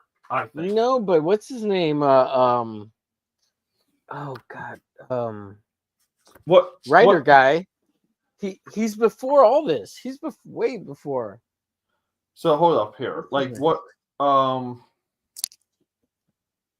Trencher comment. What's his name? Yeah, so Trencher was 93. So like you kind of want to say Trencher What year like, did that? maybe got in the head of like Eric Conte here. And he for sure. Him like, and he Aeon did Flux. his version of that line style. Because and that's the thing, because everyone says like, oh, like no one drew like the Trencher post Trencher, like that's why Trencher is so unique. And it's not true, because we have it here. Like we have a Trencher style comic right here. So yeah, kind of. It's not exactly like Keith Griffin. No, but it's like you can get two guys to draw like Jim Lee and Brett Booth, and it's a Jim Lee style, but you can easily see like Brett Booth has his own like attitude, No, so like a lot of times when like an artist can adapt the style, it's not going to be 1-to-1, but there's going to be like No, but you're absolutely right. Yeah. So this is a anomaly, and I've been trying to find a way to like bring this to the channel. This is Wax. Is that Samson Trent Comic. No, this is Roberto Ramos promoting DV8 from Wildstorm. Right. And this is drawn by Ali Garza, who left a comment on the channel, by the way. I haven't really. Yeah. And so here's the thing though. Like this is clearly right. Like this is a advanced work, and this is it looks good. This is before he's hired by Wildstorm. I think Ali Garza does Ninja Boy, which is really the last like effort of Wildstorm to get like a breakout character. Like that's like my view on that. But here's the wild thing. So this is uncredited, but it's Peterson. Brandon Peterson. It's a clear Jim Lee riff, right? Like we have all the Jim Lee cross hatching chin, you know, like we talk about that, everything underneath the chin. And this looks like very Wildstorm. Like even like the hair, like you know, that's a lot like Scott Clark's hair. So this is like Rob Liefeld, that clearly looks like Zealot. Zealot, So I've been trying to like dissect this and dig up as much as possible, because where the hell did you find that, dude? That seems like a rare. Yeah, I had this in my Wildstorm alumni box for like a while, and go back 2-3 pages. Is that a chick's butt and like some guy's head in front of it? Go one more. One more. Okay, a little bit more. It's right before you get to the pirate. Oh, right there. No. Yeah, that's a chair. Oh, okay, that's a chair. I thought that was look like a butt, though. Yeah, it does look like a butt. Yeah, it's like, what is she doing sitting in a butt? So so this is one that I've been like all right, like clearly there's just not a lot like out there. I don't know, like so do I put this in like Wildstorm Wednesday? Do I save this for like a Friday? I don't know, but it's clearly around the time of DV8 from Wildstorm, which Ramos also drew. And so now I'm like, should I research like like some of these other names to see if they're also connected with Wildstorm? Because this could be like a Wildstorm effort book that's just not like I remember that Samson company. I remember that printing logo. Yeah. They were around for a little bit. Yeah. So I've been doing maybe you should do like a Wildstorm Wednesday spin-offs, like these little offshoots. Yeah, maybe like something like I think something like that's coming because I need to take a little bit of a break from both Wildstorm Wednesday and Top Cow Tuesday. So here's not because you don't have any more material or content, but because you just want to take a break from it, right? Yeah, it's just like I want to like come in a little bit fresher, like stuff like that too. Like like I just kind of want sometimes it's you gotta like be in a good headspace sometimes when you talk about some of this stuff. Frederick says butt chair. I need one of those. Me too, Frederick. Yeah.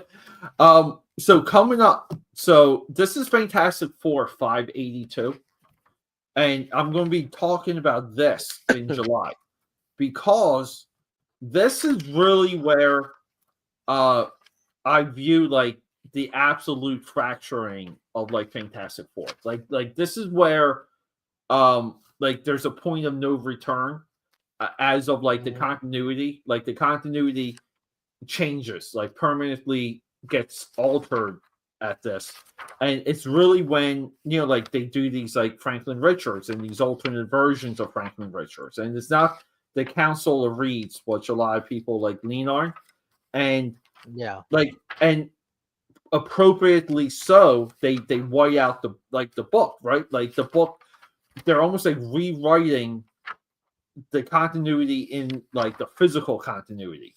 And this is like probably like if you really want to talk about it, like probably the most pivotal issue of Fantastic Four because it does erase like everything that came before. And John Hickman, like he does something similar with Secret Wars where like what he does with Secret Wars changes Marvel continuity to the point that it's hard to tell stories like moving forward. There's always like a baseline with continuity. Like I call it like returning the center, and this is the issue where they cannot return the center after this. And it's big. And then for John Cassidy, I'm finally doing Uncanny Avengers, and like, do you know the hook for this book? Do you know what happens in this? Uncanny Avengers? No, I don't remember now. Here, I'll spoil it for you. Okay, so like Professor Xavier is dead, right? We have like Wolverine doing a eulogy because that's what you fucking want from an X-Men book, right?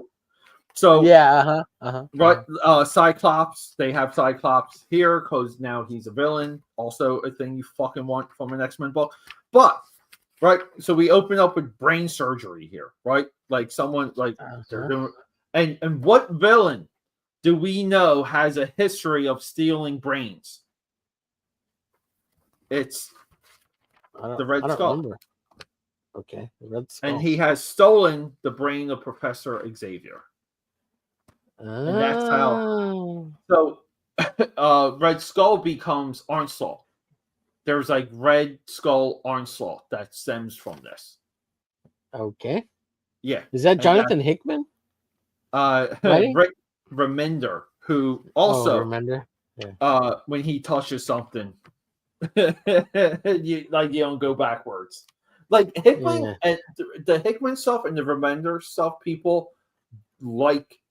They like their stories, but they never like made note of that they're so different from continuity type storytelling that they permanently always change. It's the same argument I make with Alan Moore. Like when Alan Moore touched Wildcats, There was no going back to the Wildcats from issue 1. Like, and that's what Remender does. That's what Hickman does.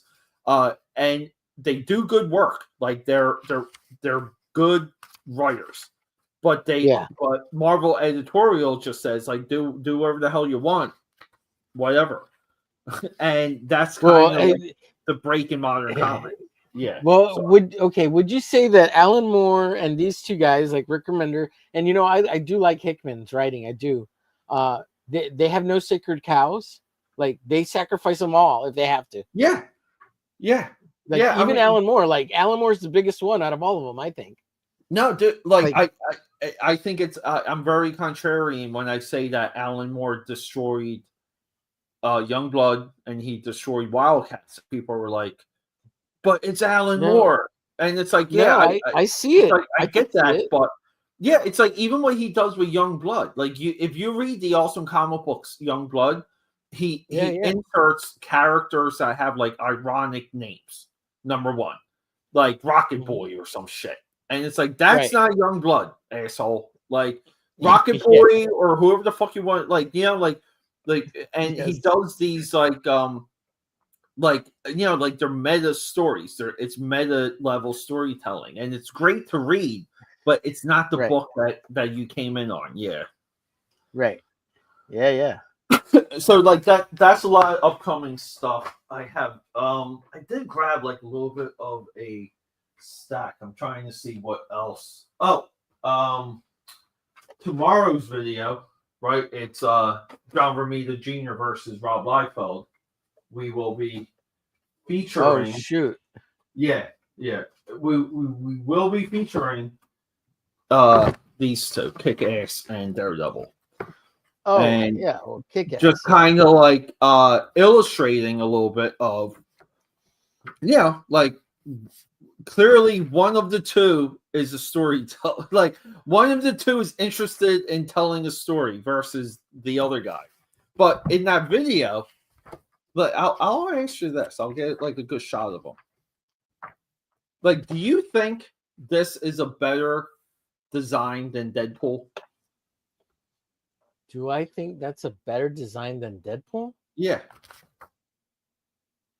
Like, is this right? I don't think it's a better design. I think they're both equally. They're different. Like, they're different. Maybe you can't compare them, type thing. But no, I think you can compare them. It's just that, like the Deadpool lends itself to all the guns and pouches, even at the very basic level, and so does this one. But like Kick-Ass never gets to that point. He sticks to the batons, right? Yeah, but here's my thing. When we look at Deadpool, we clearly see it's like the Dicko Spider-Man with no webbing, right? Right. Like, it's the Spider-Man costume. right? Yeah, invert. Yeah, right. But this, I mean, like, this is like unique. Like, this is like, yes, we kind of like never saw this before. Look, the Kick-Ass costume, I could totally see someone ordering that from Amazon and making it, and I like that aspect of it.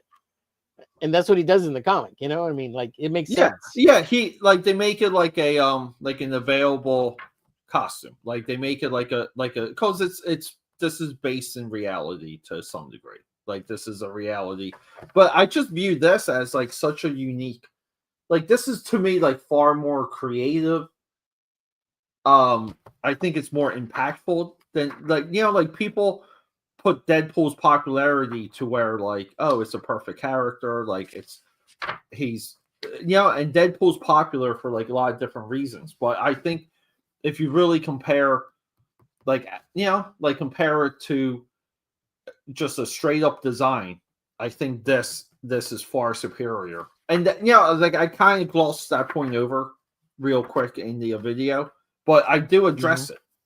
And because I think it's something like if Rob Liefeld is going to say he's better than John Romita Jr. or say John Romita Jr. is kind of like BS. Like it I don't think Rob Liefeld has a lot of design around his stuff. and people always contribute. They're like, "Oh, he creates great characters." So he created, and it's like, yeah, like really, like maybe not. Like maybe we're a little bit like we glossed that over. So anyway, we got some nostalgia goggles on with Rob Liefeld. Yeah, I also, I'll show you this, and dude, that Thorian, like John Romita's work on that is freaking awesome. Oh yeah. Oh, that's an upcoming video for a different reason. I'm not even going to tease that because I have a whole I already have the thumbnail mapped out. Well, I just want to know if I won the comic. Did I win that free comic thing? No. You even with the Twitter posts today, everyone's just way off on why that is. It's probably, here's the crazy thing. Thor Ryan, the most significant book in the 90s. It's the most it's a industry changing book. That's all I'll say about that. Yeah. So, but here's the thing. So I was doing the Rob Liefeld versus John Romita Jr., right? And I said to myself, I'm like, oh holy shit! We have JR in here, right? So we have JR issues. So then it's one was the only time Rob Liefeld did enough regular work to compare the two. It was New Mutants. So we can kind of compare, right? And he bashes the Uncanny X-Men work. And some of it I agree with. Some of it doesn't work. But dude, if you look at here too, the Beyonder's face, he draws full issues, look at the effects on this, dude. These are complete pages, and he had a different style than Paul Smith, we see even previously in here, it's Arthur Adams, right? So if John, just in the continuity of reading everything as it's coming out, John Romita Jr. doesn't fit. But look, dude, and then you look a couple issues later, you get Barry Windsor Smith, right? Barry Windsor, yeah. And then you're like X-Men's the greatest thing ever. But then you go back to JR, and you're like, motherfucker, I hate my life.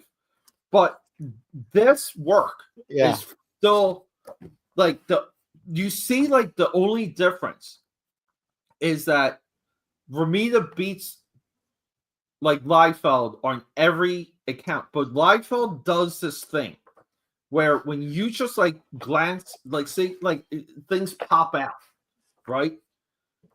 He just has images that pop, and that's a little bit of the untamed, just the thing that the image guys did, their pages, somehow became more impactful. Okay, than the previous generation. But you kind of go back to some of this stuff, and I think JR, right? Pops, he starts to pop, make things pop. He learns how to do it. Yeah, you see right. It. He adapts, and then you're well, there you go. JR picked up the tricks of the day, incorporated it while also collaborating with Frank Miller. But look who he's collaborating with right there. That's the ticket right there. It's Frank Miller. But Frank Miller. Yeah. But dude, it's not Rob Liefeld. But Rob Liefeld sitting on scripts from Kurt Busiek, Jim Shooter, Mark Millar, sitting on scripts from those guys. So you can kind of say, but some of it too is just JR learns the image tricks. Right. And they're all ripping off without Frank Miller. Yeah, but with or without him. Oh, okay. With or without him. Okay. Yeah, because look, Frank's just still you can read some of it here. Some of it is descriptive and some of it's not. Some of it's like a complete scene, and some of it's like here, like you need like this needs to be like the next sequence, like this little thing, and yeah. So anyway, though, like that's coming up though to where, and then I'm thinking about doing like a Rob Liefeld verse like series. Oh, you don't Like- think Frank Miller had thumbnails for the Man Without Fear? Oh no, I don't think so. No. Oh. Why would you? Like you know your guy can draw. You know your guy can do stuff. Like you create thumbnails for someone that you know can't do it. That's why you do it. Right. Like or Right. like you don't know who the artist is yet or something. Or like they always reference like Alan Moore doing the thumbnails for the Violator miniseries. But Alan Moore didn't thumbnail like everything. He just thumbnailed the Violator stuff. Right. Yeah, I think sometimes like there's some good books there, Pete. Good books there. So that's a little bit of a channel preview, right? Nice. I don't know. Yeah, I'm not sure what else I had though. I think we're. Oh wait, I do have. I do. Let me see if I have one more thing. One more thing, and out. You know what? I don't know. Ouch, man. I don't know where I put it. Where it could be. Oh, here we go. Here we go. Yeah, we got. Here, I'll preview what's happening on Friday, and then right here.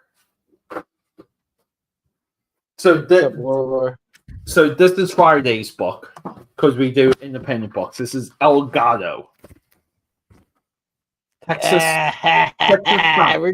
Richard Dominguez, El Gato Negro. Yeah. But I think this is a very good effort here. So super happy with this. And then like I don't know, I gotta find what to do with this. Because if like Thor Ryan is the most like transformative comic is that Jim Malfu? Yeah.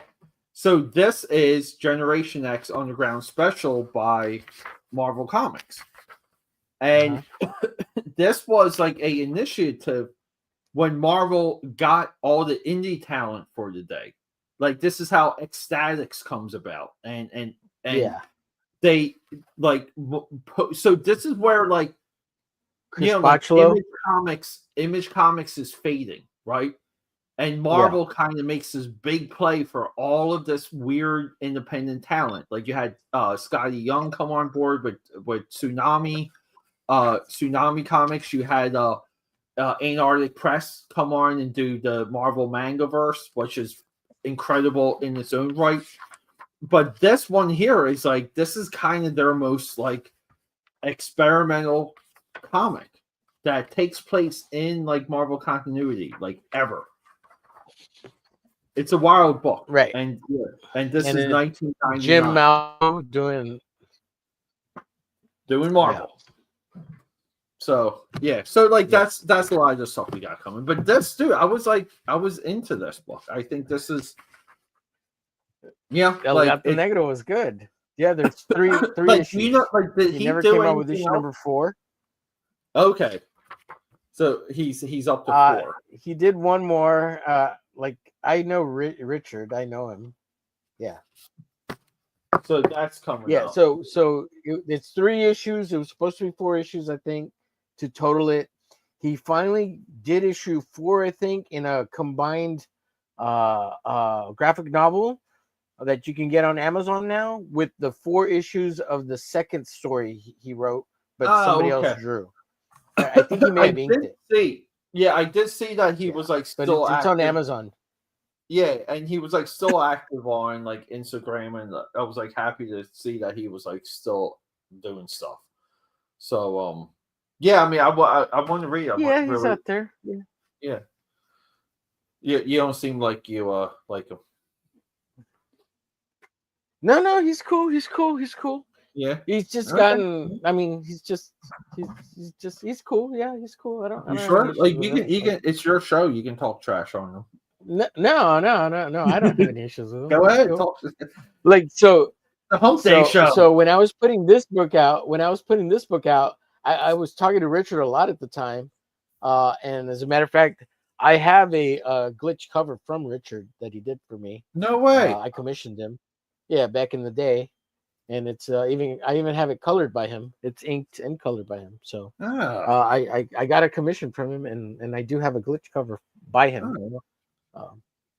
Yeah, I have quite a bit of some glitch artwork that I've never shown. That's cool. Commissioned by a couple of indie guys. Yeah. Since we're live, hold up here. I was going to show it to you real quick. Speaking of glitch, right here. Oh my god, thought I lost it. So just so you see, so this is the glitch story right here. Okay. Oh, so shit. like I'm just going through, I'm like adding like a little bit more detail, but here's the whole like the hook of it all is that like he's got like 23 minutes to get a floppy disk that has a cure for his glitch, okay? Because he's like infected with something, okay? And then we have like, does he have AIDS? Like, yeah, and then we have like Tech Boy is in like the vein here, like and Tech Boy's like on the radio with him, but the whole hook is, see, like it's hard to. I'm trying to get what.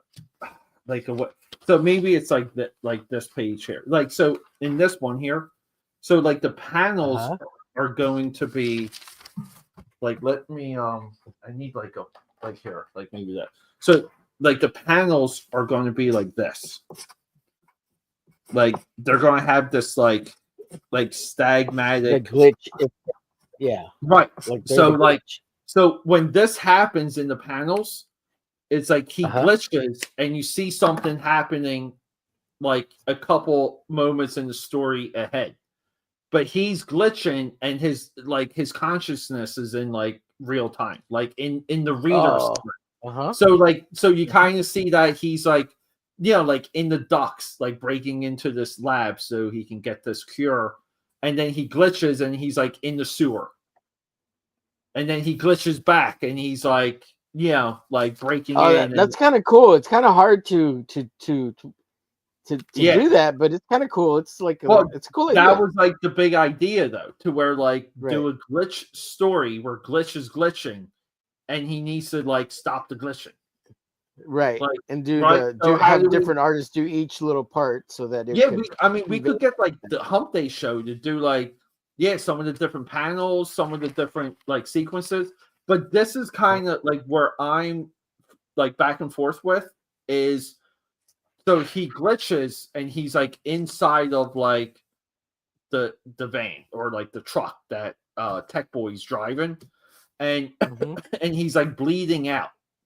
But then Tech Boy is then it becomes like the Tech Boy moment where like he needs to like he's got these gunships like gunning after him. So he has like gadgets with the truck that can fight the gunships. So that's kind of where I'm at. And then I'm like, all right, like I need to.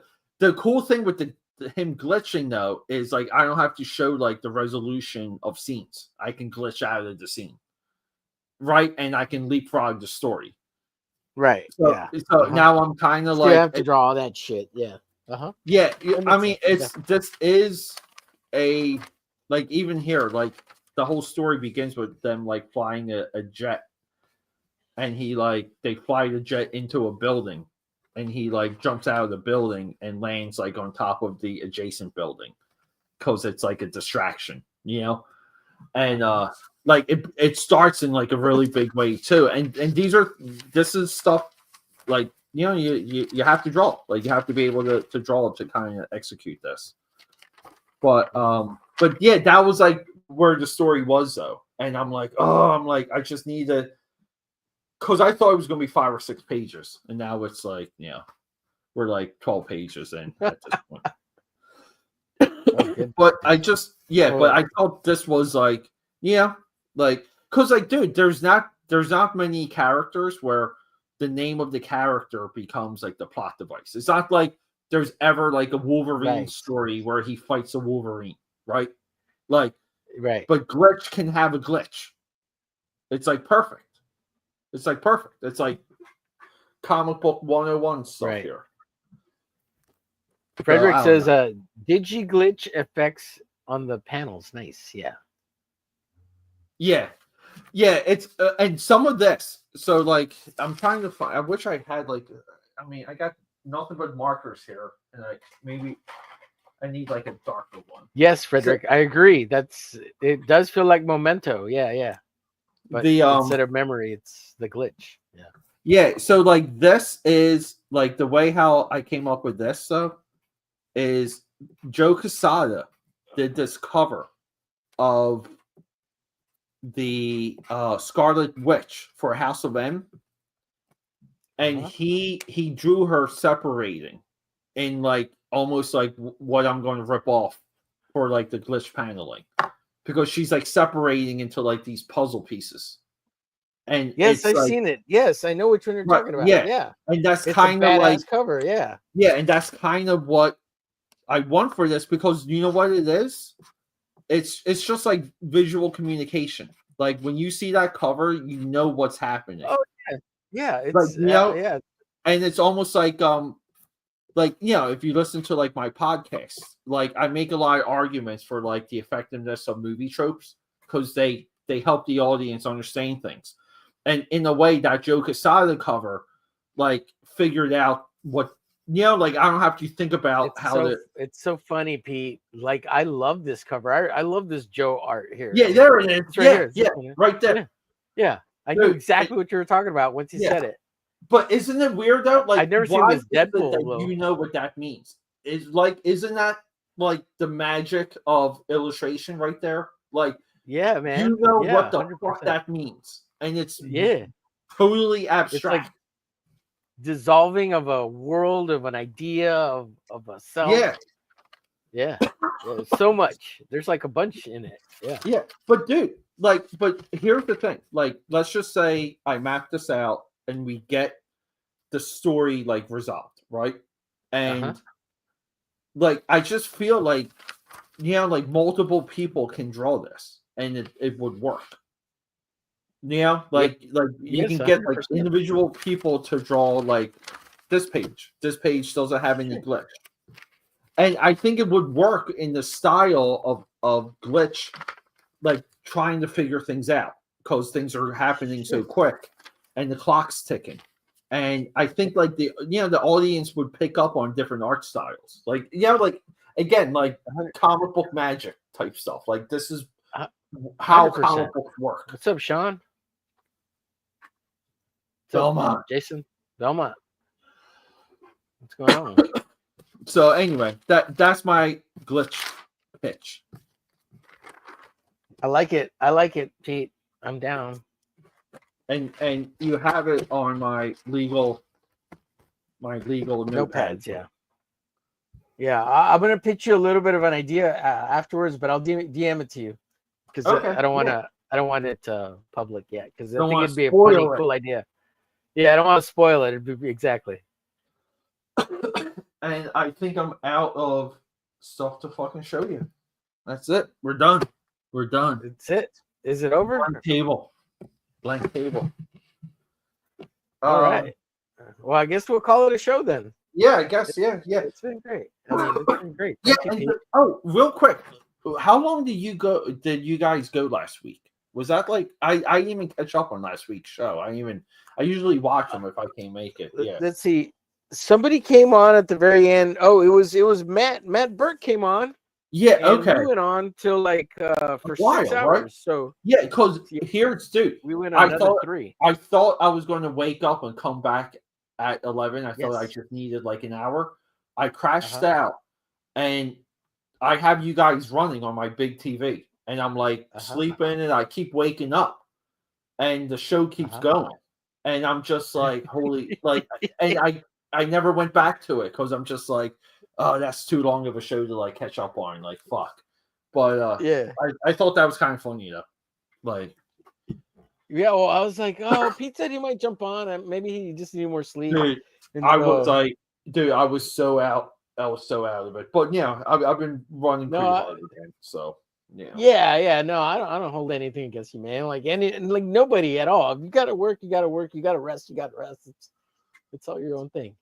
Wargore says, "Here's my pitch: just rip off Frank Miller and Howard Chaykin." Yeah, There you absolutely. go. Howard Yeah. Chaykin, Black Hawk series. Black Hawk, Howard Chaykin. That's the one. Howard Chaykin's good, man. I like his stuff too. Yeah. All right. Well, if we're out of here, let me promote these couple of things real quick and share these pages. I'm gonna go through them real quick. All right. Thank you, Pete. I appreciate you, buddy. Yeah, rock and roll. I'll talk to you, bud. See you All guys. right. Take care. Thank you. All right. See you later. Check out John Epple's YouTube channel. He's got a new short up. Thanks to moi. I made some couple of shorts for him, so you can add those to his YouTube channel. So he'll finally have more than one video. So go check that out. John Epple on YouTube. And then he's also got Exodus Z over on Global X Comics. Go check that out if you get a chance. Exodus Z, you can read the whole comic for free there. And then let's move over to the installation-installation.com. And that's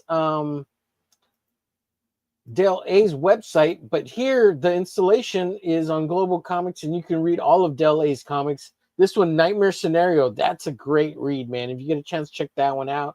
Then you got the 10-page conclusion. Fantastic. It's a really good, fun little read. Really great coloring. I like the coloring and the lettering and the story pacing. It's fantastic. So go check that out. You can also find it on his X Twitter page. Haven't read Snow Day yet, but check out over on Global Comics. I was meaning to tell Dale that he needs to put a link here on his website to those comics over on Global Comics, and also just put the whole story on here too, bro. Why don't you just have it on here also? Put it on your website, link them both, have it all there. Oh, and if you didn't catch this guy in the chat, good old Frederick Guillemont was in the chat earlier. Go check out his website. It's ratelcomic.com. That's RATEL comic.com. And you can find out the latest on his creator-owned comic and find out what Rattel is all about. You can see the character here. You can sign up for his email. Drop in your email address. You can get updates on when the comic's coming out and get a newsletter on when getting info from the creator himself, Frederick, on Rattel and things that's going on with his comic universe. And there he is right there, the man himself. It is Frederick. And you can see sample pages, all the cool art that's here regarding his comic and the character Rattel. You can see what progress he's got on the comic itself. And then where media, you can find out where else get information on Frederick and Rattel and his comic and things that he's into and he's all about. So check that out. And then let me share this guy's YouTube channel. He filled, so Frederick filled in for on my Monday show, and I really appreciate it. Thank you, man, for as my co-host over on the Monday Night Draws show that I normally do with my friend Aaron Moses, the creator of the Opossum. But he had some family stuff he had to do, and Frederick obliged by filling in, and that was greatly appreciated, man. So go check out Frederick's YouTube channel. It's Frederick Guillemont altogether on YouTube. And he does a show on Tuesday nights, I believe. It's called Proof of Comics, and it starts at, I want to say 7 Central, so 8 Eastern. I think that's when it starts. Yeah, Tuesday, 8 Easterns, or I believe it's 8. Could be wrong. If you're in the chat, let us know, Frederick. And then let me share this guy's Fund My Comic campaign. This is Butch Cleaver 1 and 2. That's Matt Burke, awesome guy. So check out Fund My Comic for Butch Cleaver 1 and 2. You can pick them up for $25 a piece. 80 will get you a huge combo deal with the original piece of art. And if you need each individual issue, they're $25 a piece. Or you can pick both of them up for $50 and save yourself nothing. Save yourself on having to order separately. You get them both, 1 and 2. Get some original sketch cards for $35 each. Original sketch cards. Yeah, awesome stuff. I need to pick this Butch Cleaver up. As soon as I get some cash, I'm gonna order it. But I think Pete says he's got them, and he said he loved them, so I definitely got to check them out. And then Ralph was in the chat earlier. Angels of Renaissance. Go check out his website and check out his manga style comic book, and you can pick it up here for $10. And Under God Volume 1. And Ralph is truly independent. Currently, last I knew, he quit his job or lost his job or whatever, and he's really trying to sustain himself on being an artist and his own work. So I don't know if he's picked up a job since then, but if you can help support an independent artist out here trying to make it in the world off his actual art and what he's doing. Not sure. I hope he's got. I don't know his. I don't know details of anything. I just hope he's got either some savings and he's doing great and or selling enough art and doing fantastic, or got a new job or whatever. However he sustains himself, I wish him the best. But if you can help support an indie artist so that they don't have to go back to doing some crappy work they don't like or whatever, go check out Age of Renaissance and Ralph and support a brother out. So there you go, Age of Renaissance. And I think that's it. That's all I get. It's all I get. Cool. All right, we'll play the outro and we'll get out of here. Let's see. Proof of concepts. Proof of comics. Yes, 8 Eastern. Right. Let's see. Oh, yeah. And check out his Bande Disney video for dumb, stupid Americans. Americans, which is a funny joke. He's not serious. But his Bande Disney series of French, or I guess they're French comics, right? It looks awesome. I need to watch it. I have it bookmarked for watching. But yeah. Yeah, well, Frederick, for a long time, I thought it was called Z Exodus because the Z's so big, but it's Exodus Z. And I made fun of it for a little bit because it was funny, calling it Z Exodus. Zexodus. Anyways, let's get out of here. I'll color this up next time. I am. It's on the docket to get colored. So hopefully you like it, Fred. Appreciate everybody. Thank you so much. And let's get out of here. Good night, everyone. Let's see here.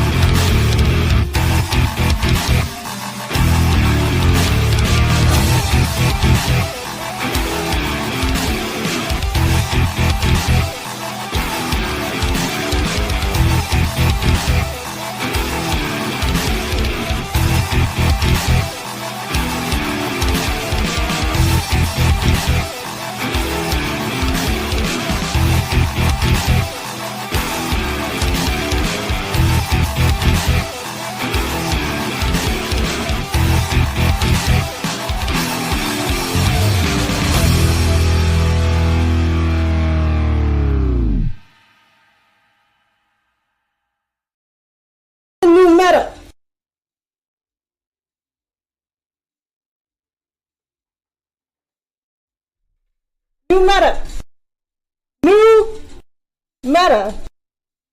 Best meta to date, I believe. Can't my mouse.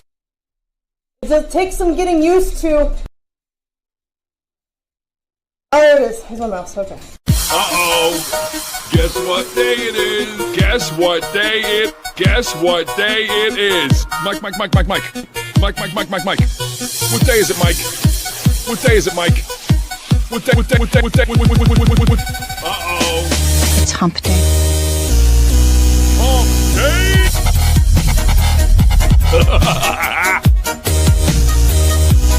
Hump Day. Huh? Anybody? It's Hump Day.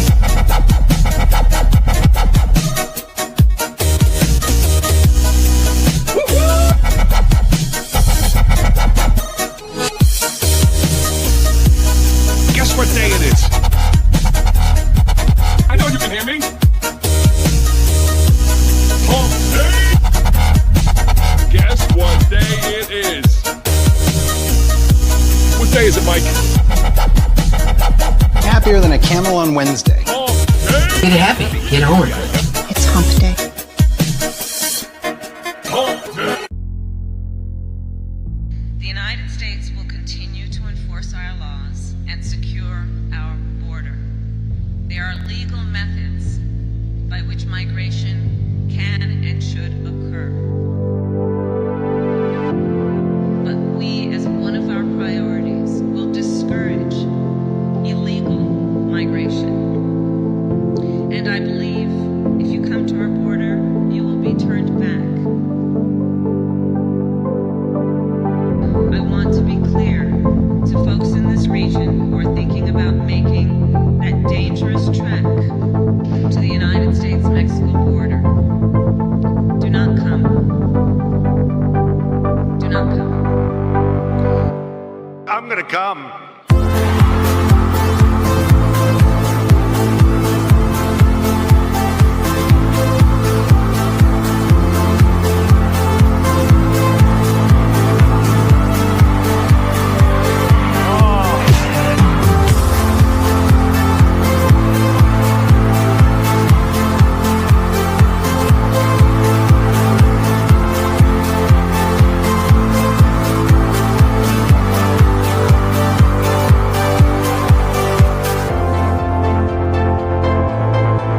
It's got to be great for our country, for our community, for everybody in here, because believe me, we are all suffering, and we're suffering big league, and it's getting worse. A disaster. But we, as one of our priorities, will discourage illegal migration. Wrong. And I believe if you come to our border, you will be turned back. When Mexico sends its people, they're not sending their I best. want to be clear They're not sending you. to folks in this They're not region sending who are you. thinking about making They're sending that people dangerous that trek have lots of problems. to the United And they're bringing States-Mexico those border. problems with us. Do not come. Do not come. I'm gonna come. Do not come. So strong. Do not come. We have data that way from Do not come. which is wreaking Do havoc not come. all over the world. Do not come. People are scared. Do not come. You're gonna see some real good things. I'm going to. Do not. I'm going to. Do not. I'm going to. Do not. I'm going to. Do not. I'm going to. Do not. I'm going to. Do not.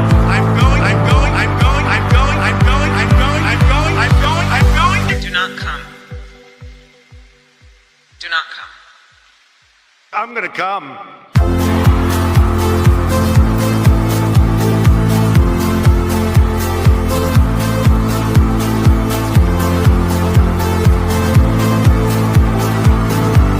So strong.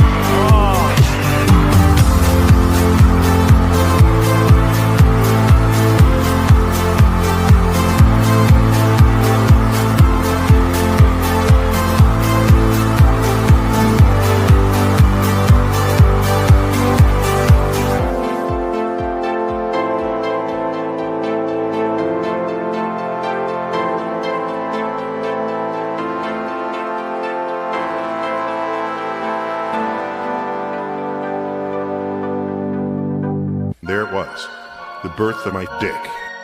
The most significant thing to ever happen in our species. Now, that makes for some interesting phenomena. My dick begins to grow. My dick. My big ass dick. The most powerful dick in the world. I've got this big ass dick. This huge dick. The most powerful dick in the world. Here's what happens. My dick begins to grow. How would you stretch? Earth is turning into and out of my dick. My big ass dick. The most powerful dick in the world. I've got this big ass dick. This huge dick. The most powerful dick in the world. To the center of a stream of atoms. Oops! The wind changed directions. And all of a sudden, you become a victim of my big ass dick. The most powerful dick in the world. I've got this big ass dick. This huge dick. The most powerful dick in the world. You're not supposed to drop your dick. Drop your dick. Drop your dick. Drop your dick. Ever.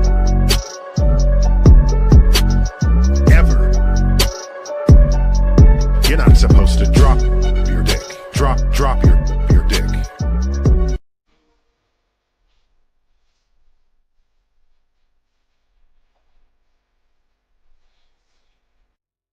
Jiggling. Is that an emote?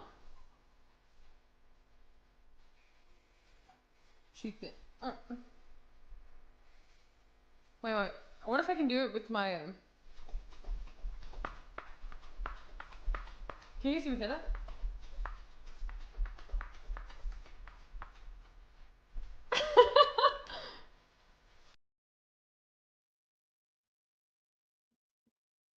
Breaking news! I got Jason in here and Pixel. Are you guys gonna come on or what? I'll keep drawing. I'll color this baby up right here.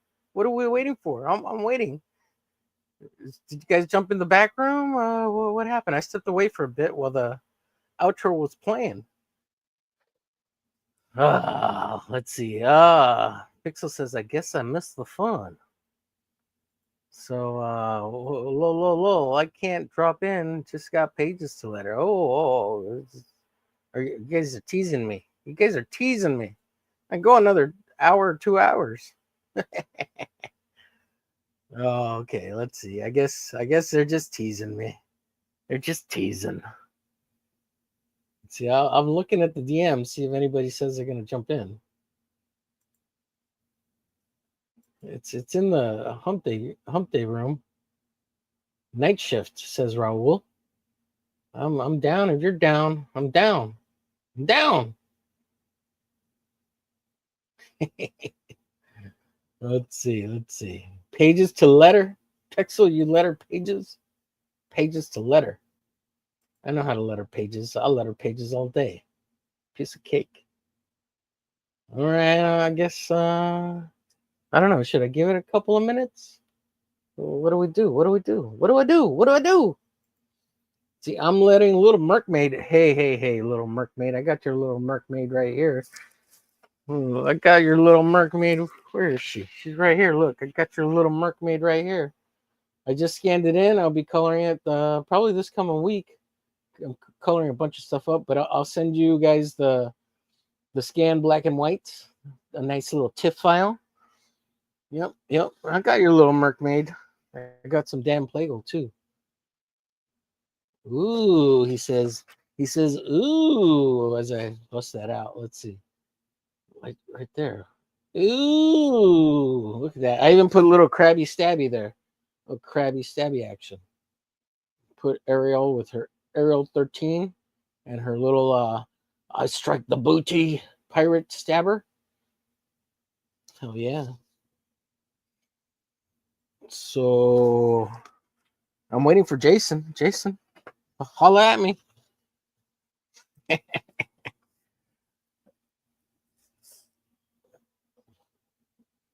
I guess nobody's gonna come in.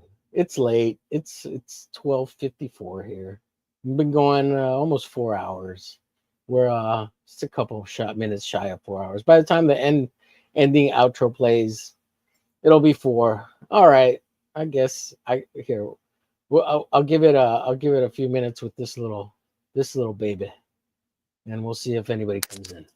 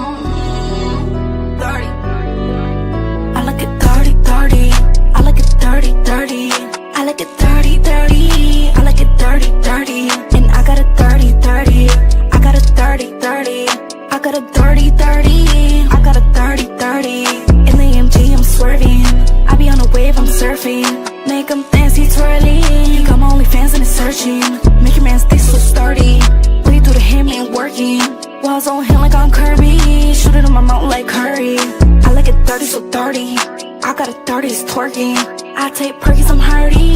I bought a flight, no returning. I book a flight, yeah. Talk to me nice, bossy. Show you a 9, push me. Do this at a time, facts. I like it dirty, dirty. I like it dirty, dirty. I like it dirty, dirty. I like it dirty, dirty. And I got it dirty, dirty. I got it dirty, dirty. I got it dirty, dirty. I got it dirty, dirty. With my 30 doing rolls. Yeah, I'm famous, pure alone. Please call me the chrome. I'm just trying to make it home. If they shoot it, why they wrong? Love the drama, never all. I want peace, yeah, shalom. I'm just trying to set the tone. I'm just trying to get these millies quickly, but it still won't fulfill me. Gotta keep it with me. Glizzy, 50, pussy. I book a flight, yeah. Talk to me nice, bossy. Show you a 9, push me. Do this all the time, facts. I like it dirty, dirty. I like it dirty, dirty. I like it dirty, dirty. I like it dirty, dirty. And I got it dirty, dirty. I got it dirty, dirty. I got it dirty, dirty. I got it dirty, dirty. I like it dirty, dirty. I like it dirty, so dirty, so dirty. I like it dirty, dirty, bitch. I like it dirty, dirty. No, I'm not dirty, but I'm a dirtbag. I got a dirty, dirty. I got a dirty, dirty.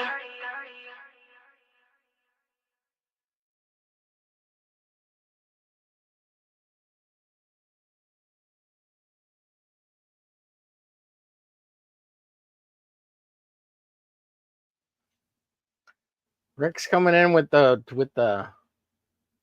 give me some muddy fingers. Homo day. I don't know how that works after I just played that homo day.